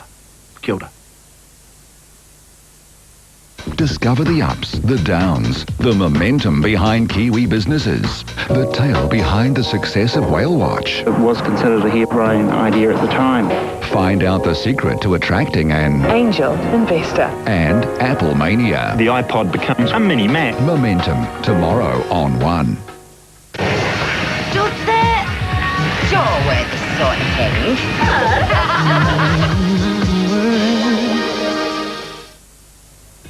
Tonight, a New Zealand filmmaker who's already won a swag of international awards, a New Zealand actor who, with a little bit of help from his friends, could win an international award, and a district nurse from Haast who deserves to win an award. Filmmakers Sima Urali, whale rider star Rawiri Paratene, and David Verrill are my guests on this, the final edition of Edwards at Large.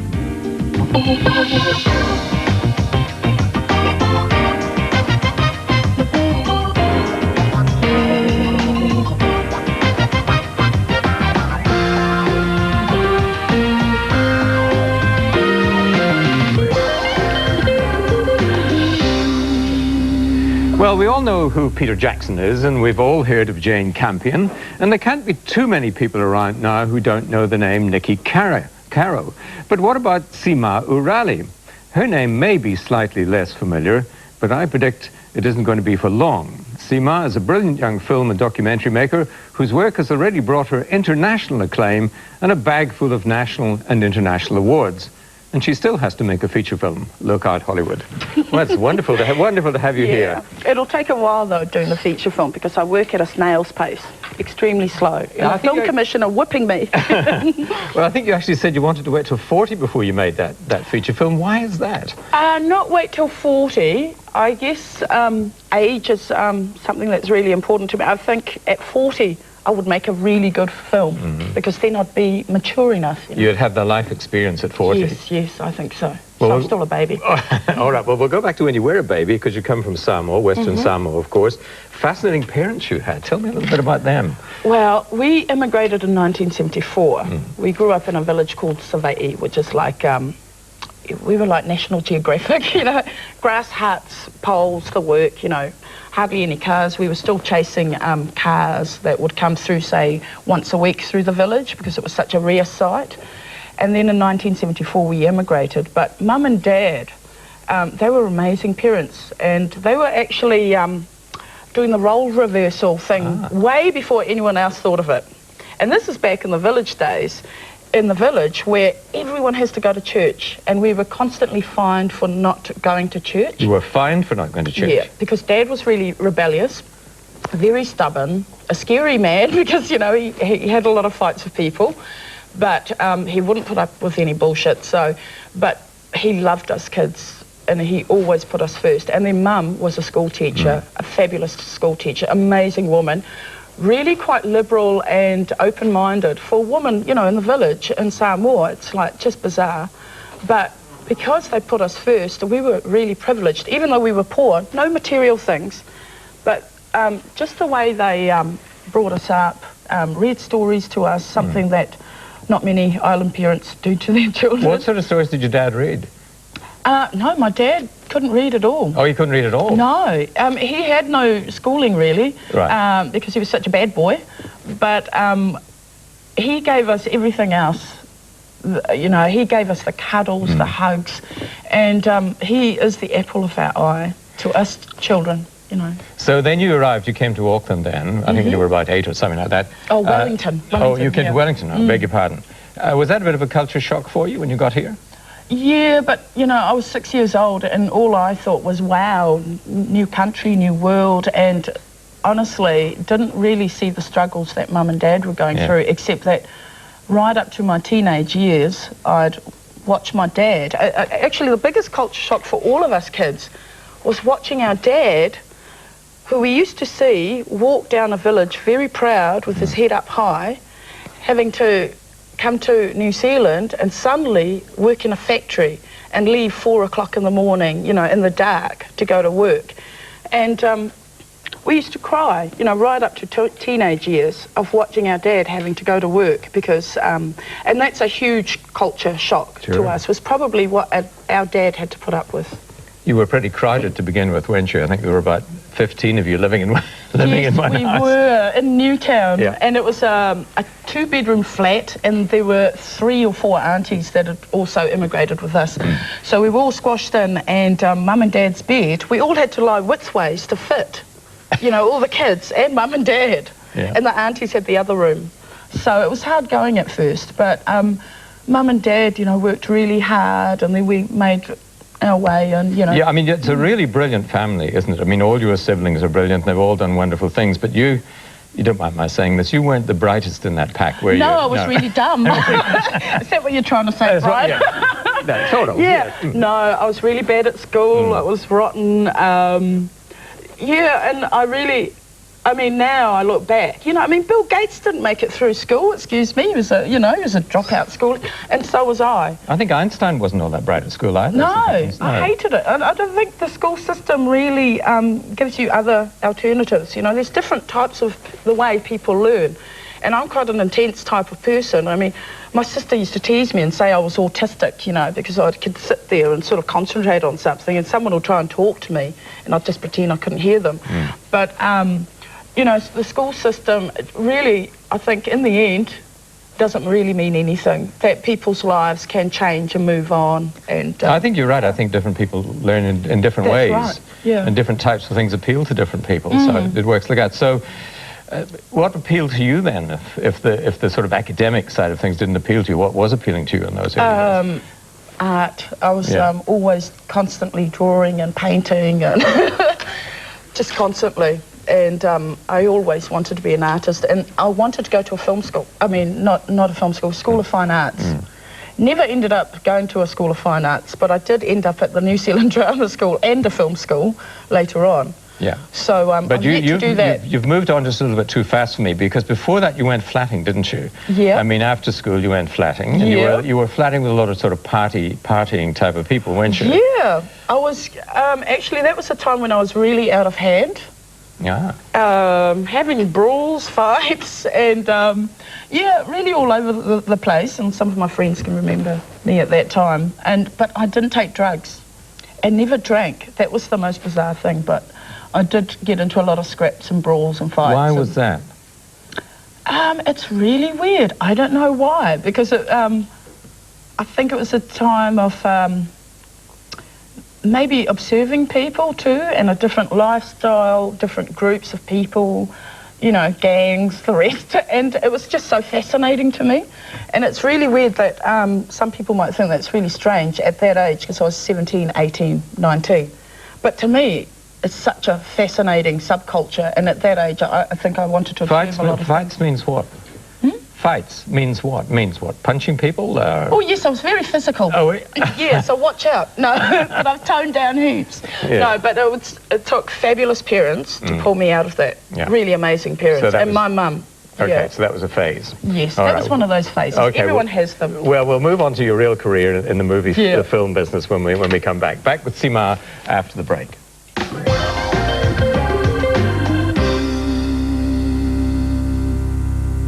He's the perfect man to plan the perfect crime. No violence. If you can't get in by subterfuge, don't go in at all. Robbie Coltrane is the plan man tomorrow.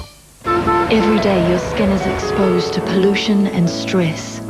That's why new Sanex Dermo Purifying Shower Gel cleanses and purifies your skin. Used daily, Sanex helps keep skin healthy. Carrying excess weight around over the years puts extra strain on your joints, and you could, like John, end up needing reconstructive surgery. I had both my knees replaced last year and haven't been able to work since. To get back on my feet again, the doctor told me I'd have to lose weight. To help, he put me on Reductil. By losing as little as 10% of your body weight and maintaining it, you can reduce the risks to your health significantly. So ask your doctor about Reductil. Reductil may be able to help you enjoy the long-term health benefits of weighing less. Ford is proud to be the official motor vehicle supplier to the All Blacks, so we're offering All Black Pride deals on selected new Falcons. Sharp prices, free accessories, great deals. Plus, buy or lease a new Falcon before 22nd November, and you'll go into the draw to win Reuben Thorne's XR6. You'd have to be proud of that.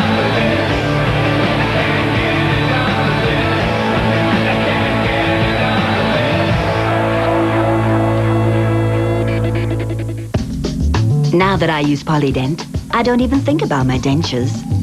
Polydent understands that even the best-fitting dentures don't let you chew as well. With Polydent, you'll have the confidence to enjoy whatever comes your way. Just a fine film improves retention and stability and increases bite force by up to 5 times. With Polydent, everything's on the menu. It's so romantic. Her daughter getting married in the garden. Oh, I can't see. Everything's grown since she used Thrive Granular Plant Food. Look, confetti. New Thrive Granular Plant Food. Yates, a growing way of life. The Office. Hello, Wynnum Hogg. Will Tim ever escape? I'm a sales rep. Will MI6 ever call Gareth to help them out? I like to have a laugh, just as much as the next man. But this is a place of work. And will David Brent ever regret letting a film crew into the office? People say I'm the best boss. That's true. Excellent. The BBC's BAFTA award-winning comedy. One day, someone will go, there goes David Brent. I must remember to thank him. The Office. Available to own and take home on DVD or video. In stores now. Direct from Canada, Barrage presents Vagabond Tales, a high-energy extravaganza of music, theatre, song and dance. Vagabond Tales is a show unlike any other you've ever seen. High energy, contemporary and innovative. Move over Riverdance, look out Stomp, here comes Barrage. 5 shows only at the Civic from 1st of October. Book at Ticketek. He's gonna have to expect a fight to the death! Or at least a pretty bloody one.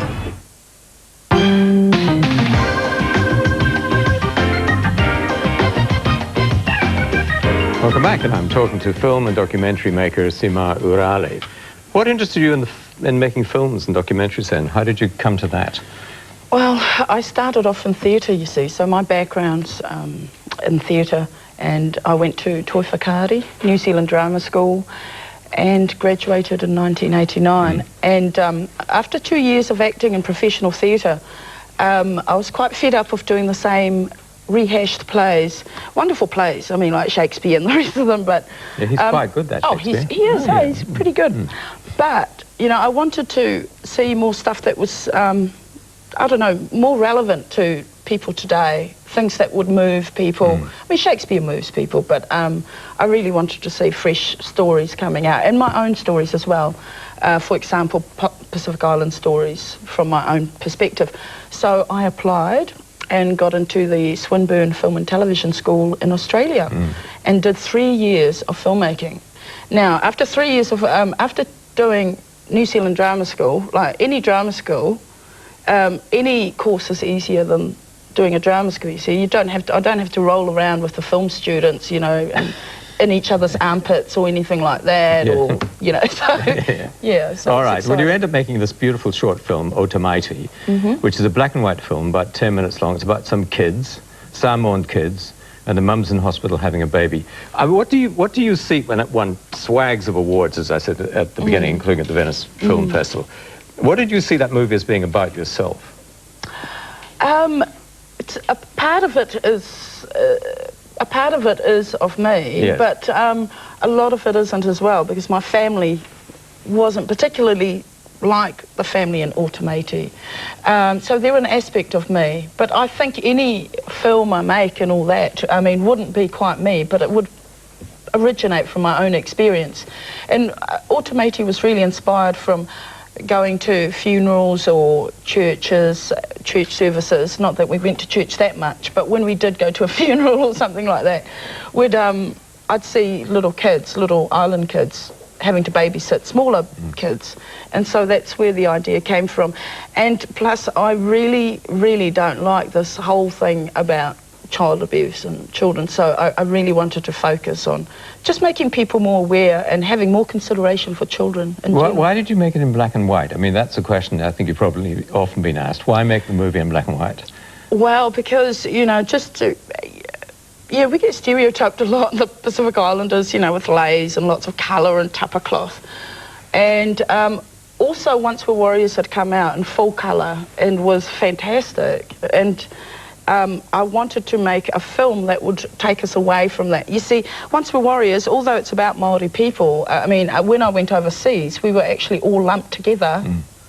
And really, Once We're Warriors is a universal story. It's not just about Māori, it's actually about incest and domestic violence, which applies to everyone. But the thing was, you know, being a Polynesian, everyone sort of assumed that we were all the same. And so I wanted to make Automaiti quite different and stripped all the colour out, stripped anything to just make a different film, just to give a different perspective to what Once Were Warriors was offering the international market. And it was a huge success, and suddenly you find yourself at all these international film festivals and winning all these huge awards. Off you go to Venice. Yeah. You had some trouble finding somewhere to stay in Venice. Yes, you know, the That struck me as Italians, you know, strange. they don't like the English that much. So, you know, all of a sudden they pretend they can't speak English, and I think my microphone's just fallen down here. Has it? Just stick it Just up here. quietly put back there again. That should be fine. Yep, Right. round okay. there. Yep. And they sort of all pretend they can't speak English. And all of a sudden I was sort of, I said, you know, maybe, you know, they can pay for this hotel that I should stay in earlier, and they can, you know, pay for the other. I can look after myself for the rest of it. Anyway, big confusion. And what happened was I ended up staying in a convent with some Italian nuns who looked just like black penguins, you know, straight out of those black and white movies. So it was quite an experience. Did you have to be back a certain time at night and knock on the door and say, "Can I come in, sister?" I did. In Italian? Or It's really embarrassing because in the middle of having dinner with these filmmakers, you know, I'd have to sort of get up and run off to the convent before they locked me out. So it was like a Cinderella story. The other lovely thing of yours that I've watched now 2 or 3 times is this beautiful thing called Velvet Dreams, which is all about this marvellous business of painting on velvet, on this black velvet. Yep.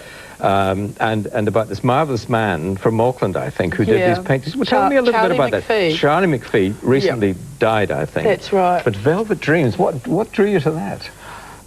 Well, at that time, you know, I mean, kitschy artworks, you know, I mean, lots of people were doing documentaries at that time on kitschy things, and all of a sudden, Top Shelf Productions, Vincent Burke got in touch with me and said, "Oh, look, there's this wonderful idea, a documentary for velvet, you know, paintings."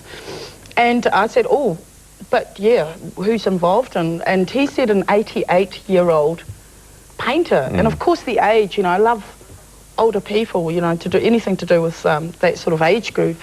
And I said, yes, fantastic.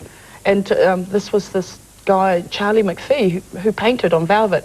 And so I agreed to do this documentary, made up this really wacky storyline, and it did really well. It was brilliant. It had a lot of naked, topless Samoans in it as well, of course, and people from all sorts of parts of the South Pacific. Well, I didn't want to suppress the sensuality about the paintings, and you know, just because I'm a Pacific Island woman, I guess some people would have thought that I'd be sort of a bit more sort of staunch and femmy or whatever, but no, actually, I decided to do the complete opposite and bring out the sensuality about the paintings and not to hide it. So the whole film's actually a parody. Yeah, more award-winning stuff, yeah. Well, I'd love to talk to you for ages and ages, but I can't. Just briefly, what have you got coming up next then? Well, I've just finished a documentary on hip-hop in New Zealand, which is quite out there. It's fantastic. The people involved just really gave me a lot of support. And then a feature film as well. I've got lots of projects on the go, so it's always, It's been just wonderful talking to you. Thank you very much indeed. indeed. Thank you very much. There we are. I've been talking to Sima Urane. Now, this is our last show, so if you'd like to tell us what you've thought of the series so far, we'd welcome your feedback. And you can write to us at Edwards at Large, TVNZ, Box 3819, or you can email us at edwards@tvnz.co.nz. But first, I'm at large again, this time in Christchurch's Cathedral Square.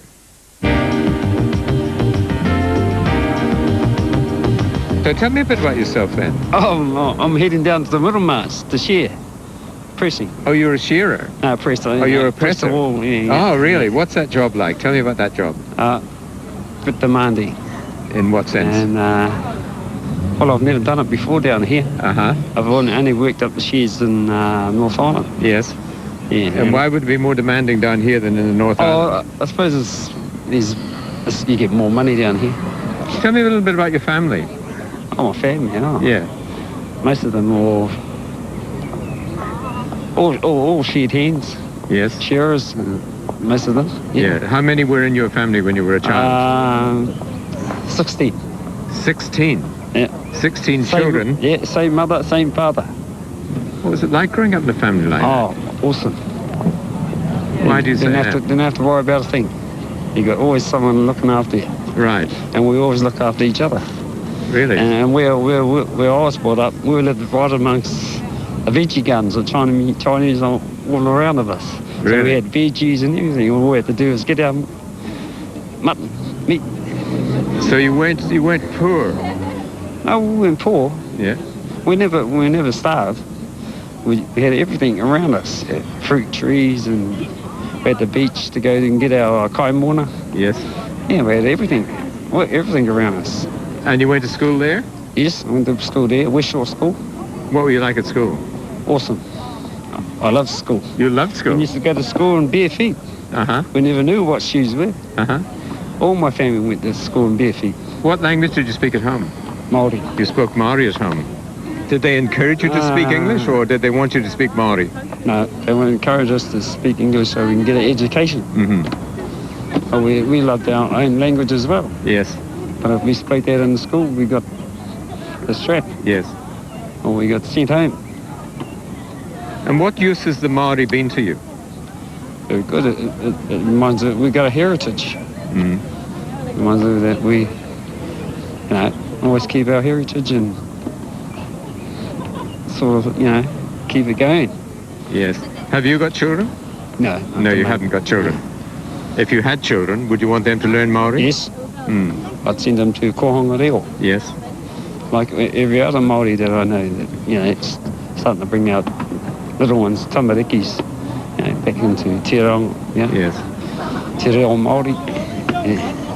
When you look at the statistics about Māori in New Zealand, you see that a lot of Māori at the bottom of the heap, aren't they, in a variety of ways? Yeah, a lot of Māori in prison, too many in prison. Yeah. Too many That's right. getting into trouble. Yeah. Yeah. Why do you think that is? I don't know. In the society, I think. System. Yes. They just want to. It's up to the individual, just going out themselves, I suppose. Did any of your family get into trouble? Oh, yes. Of course. Oh, yes? Everybody got in trouble. What sort of trouble? Like drinking, underage. Yes. And all that sort of fighting. Otherwise, just nothing much. Did you see the film Once Were Warriors? Yeah, I've seen it, yeah. Did it ring any bells for you, that film? Yeah. Well, I wouldn't mind to say anything about that. Okay, all right. I've been around it. Yes, yeah. I don't want to remember it, that sort of stuff. Okay, so that's all in the past. Yeah. Yeah. So what are you looking forward to doing with the rest of your life then? I'll just keep working until I drop. It's lovely talking to you. Thank you very much. Yeah, you're welcome. Okay. Thank you. No. Can you ask one more question? Yes. What are the things your dreams of?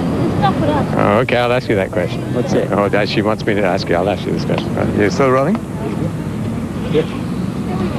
Now, my wife has asked me to ask you what language you dream in. Dream in?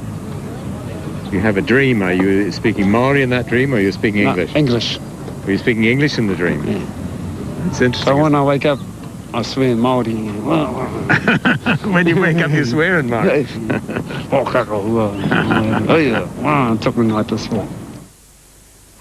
Now, in case you're wondering what that means, we asked around, and I'm told a rough translation of what he said at the end there was something along the lines, "May your head be boiled." Apparently it's a terrible Māori curse.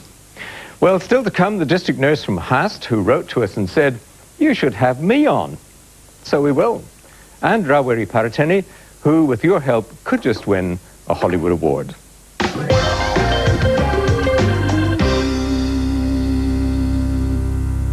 The most famous woman in the world had died. And the world wanted to know how and why. Was it a clean-up or a cover-up? Goldstein, go to New Zealand and find out what makes that bank different. Sir, I'm still putting ASB Bank's home loan challenge to the test. You haven't bought another house, have you? No. Anyway, it's just a little bungalow. It does have a nice yard. Where is it? I don't know. But sometimes you have to get away from the hustle and bustle and just stop and smell the mountain daisies. It's all about the home loan challenge, sir. If you go to ASB Bank, you can challenge them to do you a home loan deal. So? So, to beat the challenge, I needed to become as tough as a southern winter, as rugged as the mighty Remarkables. Gone. Jake, move. Driven like 30,000 Merino across the Mackenzie country. I needed to become a new, unyielding Ira Goldstein. So have you beaten it yet? No. But I think I'm beginning to truly find myself. You better hope you find yourself, Goldstein, before I do. Sorry, sir. Cell phone coverage here is lousy. Goldstein!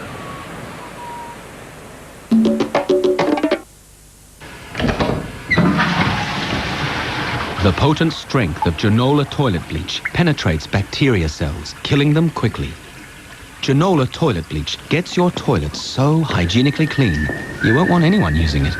At Foodtown and Woolworths, we're one team of 10,000 whose job it is to give you the best grocery shopping experience in New Zealand. But ask any one of us what really sets us apart and you'll get one answer. One card. One card. One card. It's the one card for instant savings on over 2,500 products every week. and points you collect for grocery cash vouchers. and bonus rewards. Joining is easy, online or in store at Foodtown and Woolworths. The Foodtown Woolworths One Card for bigger savings and better rewards. Heading outdoors? Mitre 10's new season outdoor furniture is in store now. This Tasman 5-piece Quila setting is just $894. The Cologne 5-piece steel setting is $196. The Haven 5-piece aluminium setting, $447. The Meteor 4-burner Barbie is yours for only $198. The Atlantic 3-piece Quila setting is just $1,394, and the Raglan 5-piece hardwood setting is just $497.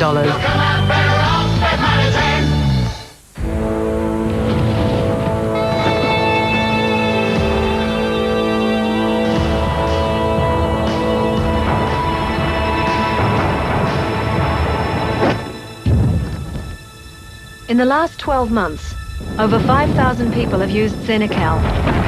With those surveyed, losing on average 8 kilograms each in just 3 months. If you're ready to leave your old self behind, ask your doctor how Senecal can help you do it.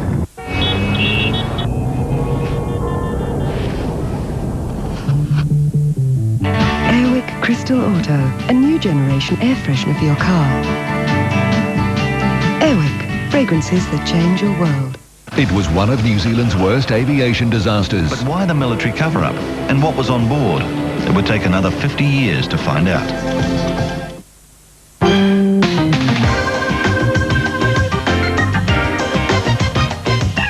Well, now, from time to time, people write to us to suggest a friend or neighbour or local personality they think should be a guest on the show. Well, that's just great. But it's rather less usual to have people writing to suggest themselves. At least, not unless they've just written a book on Patagonian moth larvae, which they think would make for a heart-stopping interview. Well, as far as I know, David Verrill hasn't written a book on anything, but he did write this letter to us to say that he would like to be on the show. And to cut a long story short, we thought he sounded great, and here he is. Hello, Brian. So it's nice to have you. So why do you think you should be on the show? Because I've got a lot to talk about. Yeah. I live in Haast, and for some reason, Haast has a place in the mystique of New Zealand that I don't know anywhere else like it. Yes. And I've lived there for nearly 3 years. Well, what do you do there, David? I'm the rural nurse specialist for the Haast region, one of a team of 5 people. There are 4 nurses up the coast at places like Fox and Franz Glaciers, Harry and Whataroa, and we have a GP. Yeah. The GP has a clinic down in Haast every fortnight. And occasionally in the busy season, like we're having now with the whitebaiters, once a week. This is a pretty remote part of the world, isn't it? I mean, how remote are you down there? Well, we're 350 kilometres from the nearest hospital, depending on which way you go. You can go up or over. And, yeah, it just takes a while. And it's a difficult road, that, as well, isn't it, to get to and fro? It's not the southern motorway. I listen to Morning Report and listen to Jeff and Sean talking about all of the tailbacks and all the rest of it. Yeah. And I'm lying in bed at 8 o'clock in the morning on the dot, and both school buses leave at the same time from next door. And I mean, that's our traffic jam for the day, really. So what is your job exactly? I mean, what do you do? I mean, you've got a whole sort of variety of things that you do, haven't you, really? Absolutely. You're not just a nurse, you're a whole lot of different sorts of nurse, aren't you? Yes. From antenatal care to palliative care, really, is what I do. Cradle to the grave? Yes. Yeah? Yeah, from the antenatal checks before babies are born, through to sometimes, occasionally digging the graves for those who've died. Really? This year we found somebody who had died at home, just doing a check in the morning. Yeah. I've undressed 5-month-old babies on the beach who died from cot death. Go to multi-trauma accidents on the road, helicopter crashes, fishermen. I mean, people don't go to the office. The men don't go to the office in Haas. They go out and do really hard manual labour. The cattle ranchers, fishermen, helicopter pilots. So bad things can happen to you down there. Oh, very easily. You do a bit of psychiatric work as well. Well, I've done the DAO training. What's that? Well, that's part of the Mental Health Act. And I can sort of implement the Mental Health Act if necessary. Now, what do you mean? You can go and deal with people who are not quite stable and have them committed and all sorts of awful things like that? We can begin the process of committal if that's necessary, but it's not just my decision. It's done in conjunction with the rest of the team, and people have to go away to hospital. Who lives down there? Tell me a bit about the population there. Well, Haast, if you don't know where it is, you go to Greymouth. Yeah, I know where it is. You turn south 350k. Some people might not, and it's sort of kind of good to put it in context. We have no wires, cables, underground, sewer pipes. Nothing goes in or out of Haast. Our only communication out is a radio link, and that's how the telephones work, which is why the computers are so slow, which was why I don't have a computer on my desk, because the system is not fast enough to get the big computers working. What's the composition of that population? They're mostly older people, or younger people, or what about kids? 300 people, 30 plus in the school next door. Wonderful 2-classroom school with principal and a junior teacher. And they're just the greatest kids who go out horse riding and on their motorbikes and doing just wonderful things. It's a big whitebaiting area down there, isn't it? There'll be a big season. Does the place change when the whitebait are running? When the whitebait are running, the place does change. There's an influx of thousands of people, we estimate. The semi-demented in search of the semi-transparent. I have been disparaging about the whitebait, Brian, really. I mean, I have had people standing on my doorstep with body parts protruding that really shouldn't. I've had people with chest pain, unstable angina, nocturnal angina, crescendo angina. They have heart attacks. They have bronchopneumonia, you name it. They have it, and they expect sometimes the same level of care as they get in the big city, and I'm sorry, I can't provide that. So these are all the people who've come from outside. These are all the tourists who've come to do the whitebaiting, and they're not all that healthy. Some of them aren't, and there is really quite an older population. Yeah. And they just influx in, they camp on the riverbanks, they camp in the camping ground, they live up the rivers for 10 weeks, from the 1st of September to the 14th of November, and they're wonderful. You were a bit affected by SARS down there, weren't you? Well, no, we haven't had any SARS really in New Zealand. No. But it's the potential effect. The potential, yeah. Because of we have hundreds of thousands of tourists up and down that road. And a lot of them are from overseas, and on or about the 5th day, they're getting to Haast. And it's a great potential if they're coming from Hong Kong or China or Korea or wherever, right? Even Toronto. I mean, there was a big outbreak in Toronto. You know, the potential is there for something to go wrong. And of course, we can't change ambulances. They can't fly in the helicopter. So it's just a 350-kilometre, 7-8 hour trip sometimes if the road is bad to get them to hospital. In your letter, you mentioned some of the wonderful characters down there. Kevin the Bald Eagle. Who is Kevin the Bald Eagle? Now, I can hear my boss cringing as we speak. But it's okay. I have asked permission to talk about Kevin. All right. Kevin Nolan was the bald eagle. He had 2 brothers. He had several brothers, but there was the golden eagle, which was Robbie, and there was the flying eagle, and that was his brother Des. And I met Des and Kevin when I got there. I was told by my colleague up the road, who I took over from, that up this little side road there were these 2 elderly gentlemen who were slightly afraid of bathwater. And I met them both, and they were characters. They were settlers. Des Nolan in a meeting years ago was asked what his job was, and he said, I'm a settler. And that's fine. But Des passed away over 80, picked up his award from Government House, and that was great. And we thought Kevin would pass on at that time because he was quite sick. But Kevin managed to last for a couple more years. And being of good Irish cattle-droving stock, he had 7 children. And 6 of them were daughters. And the whole family, as Kevin got sicker, grew together. It was just the most wonderful experience to be a part of in this remote and isolated place, of seeing all of these middle-aged, my sort of age group, come together with all of their differences and arguments and all the rest of it, just working with Dad to maintain him at home for as long as he was a cattleman and a great horse rider, but he did, of course, as we all do, he did eventually die. And this funeral was quite something, wasn't it? Yes, he did die. He died on Anzac Day this year up in Greymouth, and it was lovely because he was playing with his grandson's fingers on the bed, and there were family around him, and he came home. His son JJ brought him home, and they had the rosary the night before with, I think, maybe 100 Nolans and relatives and assorted others for the rosary, or the rotisserie as they called it, some wit. And it was just so special for me to be a part of that. And then the funeral cortege the next day. The locals all went out early to dig the grave. Is that what they usually do there? Yes, I have dug a grave of some friends of mine who died a double helicopter fatality in the past, and the locals always go out and dig the grave by hand with shovels and measuring sticks and arguments and comments and all the rest of it. And they cover the great big piles of dirt with ponga, and yes, the funeral... It was a marvellous occasion. The funeral cortege was a kilometre. Now tell me about Betty, the 83-year-old whitebaiter.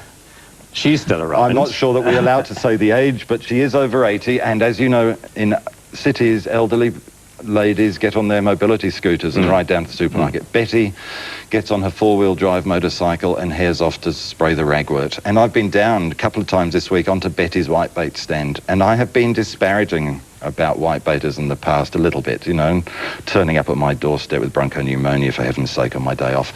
But I am hooked. I've stood on the stand looking into this golden, slightly coffee-coloured water, 6 foot above the water, with the net out 50 feet, and we're talking about scaffolding and planking, okay? Very solid for Auntie Betty, and it's, 8 hours, 10 hours in the pouring rain, watching for these infernal little semi-transparent... How's Betty dressed?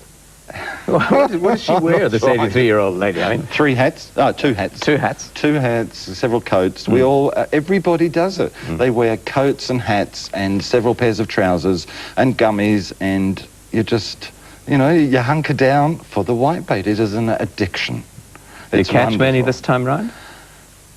I believe that there's a little run on at the moment. I'm not really allowed to say. You didn't bring any with you tonight, did you? Betty gave me... We're sitting out there in the green room and you're telling us you've got all these whitebait in your fridge. Did you bring any for us? No. Betty gave me some to give to you, and I was in such a rush at 5:30 this morning. I left them in the fridge, and I'm awfully sorry, Brian, but they're there when you come and pick them up. All right, David. Betty broke her wrist last year on the motorcycle, but it was only a chip, because she reversed it and it tipped up. All right, David, I'm glad you wrote to us. It was good talking to you. Thank you, Brian, for having me. Thank you very much indeed. That's David Verrill. Well, now, coming up, Whale Rider star Whenuapai B-17, and how you can help make him Supporting Actor of the Year in the Hollywood Movie Awards. That's it.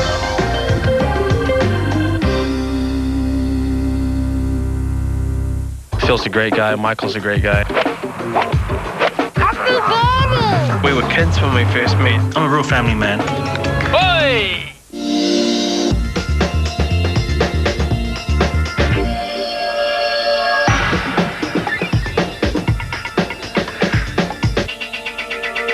The new Lassetti from GM Daewoo. Smart thinking. It's so romantic. Her daughter getting married in the garden. Oh, I can't see. Everything's grown since she used Thrive granular plant food. Look, confetti. New Thrive granular plant food. Yates, a growing way of life. When you've got a problem like this, you need the Boss of Moss. 30 seconds powdered moss remover. As it comes in this easy-to-use shaker, it's easy to apply wherever you need it, including up on the roof where moss can really be a problem. Just sprinkle it on the ridge and let the rain do the rest. 30 seconds powdered moss remover. Kills damaging and unsightly moss, extending the life of your roof, paths and patios.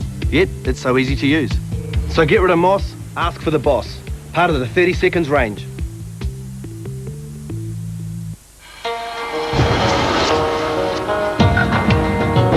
choose to get up early. I'm careful with what I eat.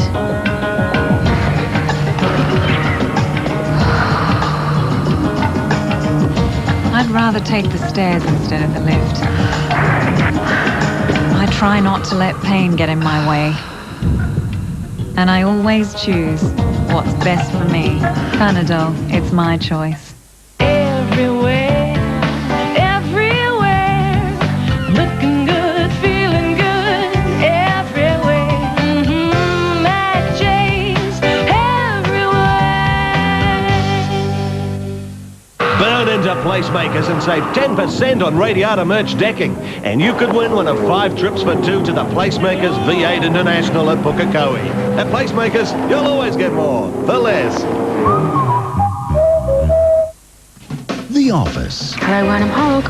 Will Tim ever escape? I'm a sales rep. Will MI6 ever call Gareth to help them out? I like to have a laugh, just as much as the next man. But this is a place of work. And will David Brent ever regret letting a film crew into the office? People say I'm the best boss. That's true. Excellent. The BBC's BAFTA award-winning comedy. One day, someone will go, there goes David Brent. I must remember to thank him. The Office. Available to own and take home on DVD or video. In stores now. Throughout New Zealand, we can see these amazing little creatures every day. Left unprotected, these endangered species will not live long. One organisation in this country provides all the services these precious creatures need to thrive. So by helping Plunkett, you will be helping save our most endangered species, our children. They're called computer gyms. You work out at a keyboard. Whale watching goes animated and angel investors. Tomorrow on Momentum. Can I speak to you for a moment? Hello. Oh, hello. Come and talk to me for a moment. I'll tell you what I want to talk to you about. Oh, yeah, I've seen you on. Have you? Yeah. I want this. Your tam o' shanter, your hat. It's a lovely hat. I got it in Edinburgh. You really? Yeah. Well, what were you doing in Edinburgh? Having a tiki tour. A tiki tour of Edinburgh? Yes. When was this? 1984. You've had this hat a long time. Yes, I know. I know. What's your name? Jean Bloxham. You seem pretty sprightly. Can I ask you what age you are? Oh. Go on. Old sorry. enough. Old enough. Old enough for what? Well, I'm not dead yet, anyway. No. Tell me a little bit about your life. What did you do in life? Where were you brought up in? I was brought up in South Otago. In fact, I'm still living in the area where I was born. Really? That's a long time to be there. And you went to school here as well? Well, I was born here. I went to Port Molyneux School. My dad went to Port Molyneux School. My great-grandfather went to Port Molyneux School. And my great-grandfather landed at Port Molyneux. How about that? Well, that's amazing. I don't even know where it is. Down by Kaka Point. So your father was one of the really original European settlers in New Zealand? Well, my great-grandparents... Your great-grandfather, sorry. Yeah, and mother were the first white married couple in Port Molyneux. They were farmers. Mm-hmm. And my dad was very involved with the horse racing. But I'm still involved with horse racing. And what do you mean by that? I don't understand that. The standard breed racing. Oh, you're breeding horses? Mm. Breeding horses? I'm still breeding horses. You're still breeding horses? Mm. What's involved in breeding horses? Breeding standard breeds, I am. Mm-hmm. Mm. What's a standard breed? I don't know what that means. Well, it's the pacers or trotters. Really? Tell me a bit more about your life. I'm not married now. I'm divorced several years ago. I'm on my own, so I can come and go as I like. Was it better being married or is it better being divorced? Well, my life only started in the 40s, thank you. This is after you got divorced? Yes. Yeah. So before you were... Because I've had so many overseas trips and I wouldn't have had those previously. So you became sort of a free woman in every sense once you got divorced? Yes, I did. Did you ever think I'll get married again one day? No, thank you. Well, it's been lovely talking to you. Oh, thank you. Well, I mean... This will be Sunday night. Saturday night? Oh, Saturday night. Now, you refuse to tell me what age you are. 76. Okay, 76. Good. So what about the rest of your life then? You maybe have another 25 years to go or so. What are you going to do with all What are you going to do with all of that? Oh, I'll just keep going to the races and I've got lots of friends on the race course. And whenever my horses are racing, I'm there, whether they're first or last. And do you head off to the TAB and put a few bets on as well? I've got my TAB account, phone account. Oh, you have a TAB phone account? Yes. Oh, this is interesting. And how much will you spend on that? You prepared to tell me that? Oh, I only bet on my own horses on the Yeah, I don't bet on every other horse. And people say this is a mug game, backing on horses. Oh yeah, well I'm a silly mug too. So do you reckon you've lost more than you've won? Oh, I don't know. I don't put enough on to lose much. Yes, yeah. But it keeps me involved with people. That's the point. Yeah. I mean, I could stay at home. I've got trackside. I could stay at home and watch trackside, but I lose contact of all my friends on the racecourse. Yes. So you have lots of friends down here. Yeah, on the racecourses all around Otago and Southland. Yeah. But I've gone to the racecourses all over New Zealand, over the world, in fact. Well, you're very sprightly. Oh, thank you. And I love your tam o'shanter. Oh, thank you. Yeah, wonderful lady.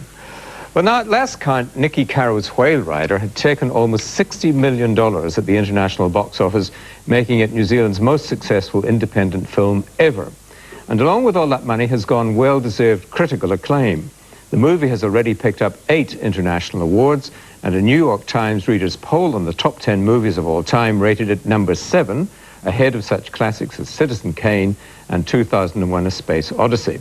Now, 2 of the movie stars, Keisha Castle-Hughes and Rawiri Paratene, have been nominated as Actress of the Year and Supporting Actor of the Year in the Hollywood Movie Awards. And you could help them win, which would presumably be nice for the boy from the Hokianga. That's you. That's me. Now, before we talk to you at all, when we were talking to that Maori guy down there in Christchurch, he said that when he woke up from his dreams, he swore in Maori and he said something. Did you understand it? What did it mean? Was our translation right or nearly right? Pokokohua is, well, my understanding of it is it's really the only swear word in Maori. There aren't too many. I was told that in order to curse in Maori, you have to do it. Yeah, and so upokokohua means literally cooked head. Cooked head. Yeah. And this presumably goes back to the days when your enemies were boiled in a pot. Is that something like that? Yeah. All right, well, we'll come to you. But early life in the Hokianga, what was it like? You didn't go to school, for one thing, I understand. No. It was similar to Samar, I guess.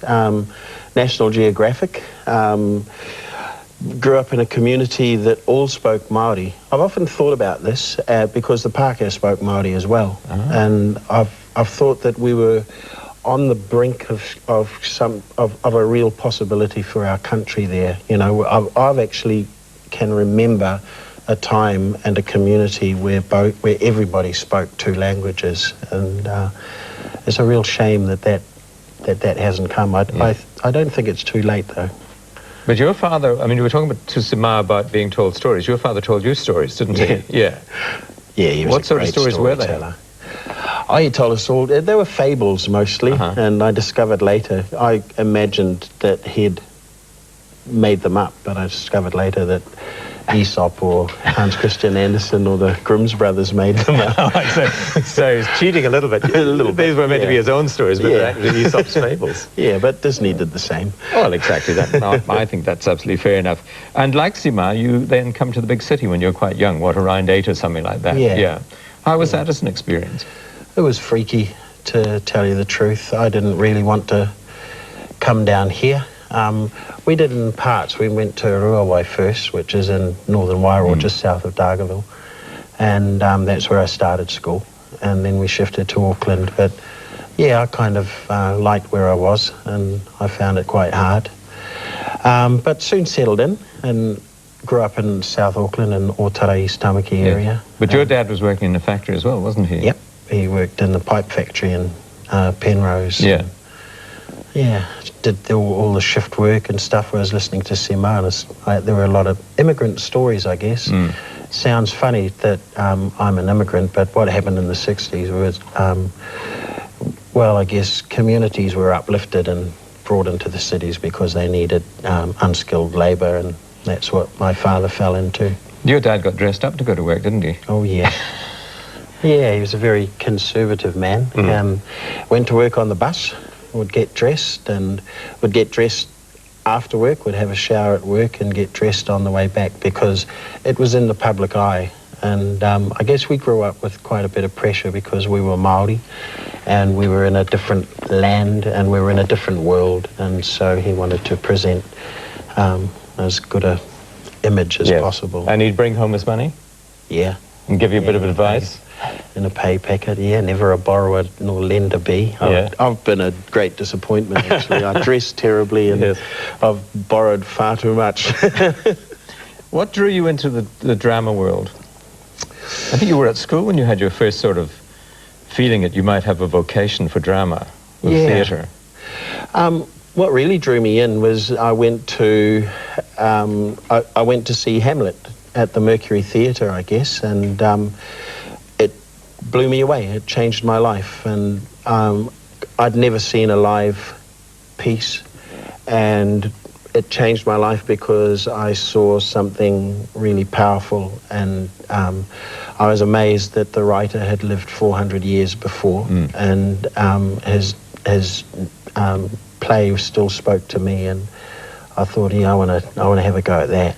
I think you said somewhere that you identified with Hamlet. Absolutely. How does a boy from the Hokianga identify with Hamlet? Well, the Prince of Denmark. Well, I guess he was a young man that no one would listen to and everyone thought was mad, and had lots of issues that were really important and saw corruption. And I guess at that stage I was a young man, and we were living in a country that presented itself in a particular way. And I knew a different truth, and yeah, I guess it was something like that. I can understand that. Yeah. That's the serious side of things, but a lot of your work has been in the comedy field as well. Yeah, lots and lots. I enjoy comedy. Yeah. Yeah. What's the importance of comedy to you? Because you're very comfortable with comedy, aren't you? Yep. Comedy has been a part of my family. I'm the least funny in my family. Are you? Yeah, absolutely. My brothers and my sister are uproariously funny, and yeah, I'm the serious one, actually. And I guess comedy grabs an audience. You know, you can, I guess growing up on the marae and seeing those elders speak, and they would grab their audience with some laughter and stuff, and they would have something serious to deliver in the end. But you know, there's no audience more critical than an audience for comedy. Oh, yeah. You know, if you go along to a bad play and you'll say, well, it wasn't very good. But if you go along to a bad comic, you actually get really cross. Isn't that curious? I wonder why that is. Because you feel you've been cheated. Yeah, but I think because people desperately want to laugh. And if the comedy hasn't made you laugh, then it's a dismal failure. And yeah, I think it's as simple as that. If it hasn't delivered, and if you go in there understanding that it's a comedy, and it hasn't delivered, then you feel ripped off. Les Dawson, who was a wonderful English comic, you may have remembered him, once said that he was talking about the Glasgow Empire, talking about how difficult comedy was, and he said at the Glasgow Empire, if they liked you, they let you live. And I thought that was quite sort of typical. Yeah, that's a tough audience. We'll come back in a minute. We're obviously going to talk about Whale Rider. That's when we come back. Back with Rawiri after the break.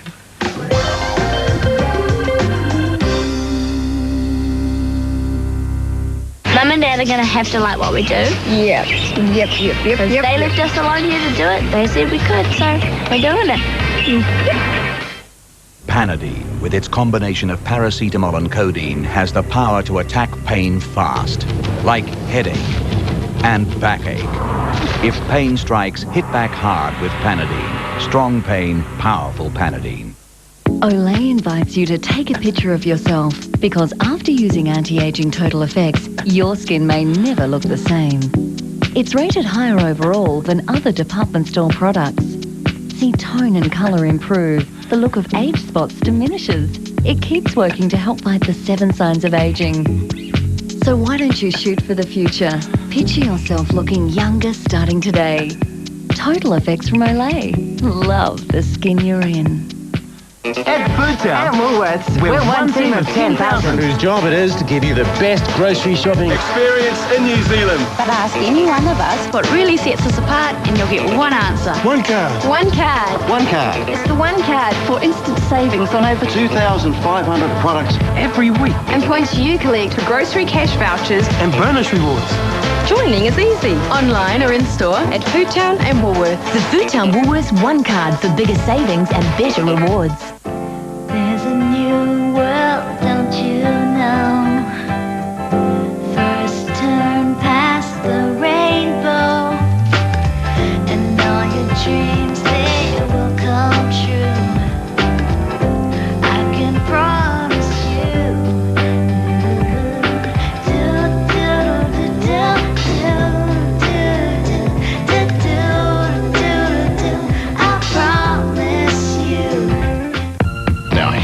surefire winner, the Steve Miller Band. The complete greatest hits. 22 tracks on one CD. In store now. The secret of frizz management. My hair was so broken and dry and brittle, I never knew what to do with it. I had pokey uppy, fiendish little fuzzy bits. Frizz can be caused by weak hair that breaks, but Pantene's Pro V formula helps repair unhealthy-looking hair, making it up to 80% stronger in just 10 days. And now, my hair keeps getting stronger day after day. And because it's stronger, it's smoother. Frizziness is a thing of the past. Pantene, that's the beauty of health. There are enough uncertainties in business without IT being one of them. Certus provides solutions based on both IBM hardware and software technologies. The complete package, so there's no one else to point the finger at. Certus, full service is a certainty.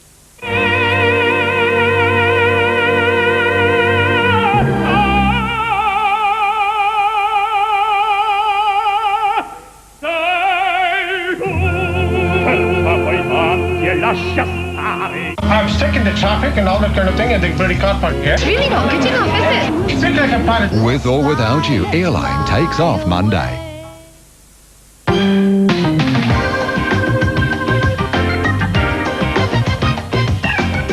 Good to have you back. I'm talking to Whale Rider star Whenuapai. Well, now, did a bit of writing, won quite a few awards, and then, I don't know why I find this strange, won a Burns Fellowship. Yep. To work down at Otago there. Yeah, that must have been interesting. It was a great feat because I was living in Otago and I found out about the Burns Fellowship, and then I decided that I would apply for it, but I hadn't written anything. And so I made something up. I wrote this letter, and up until then, the best thing that I'd ever written was my application for the Burns Fellowship.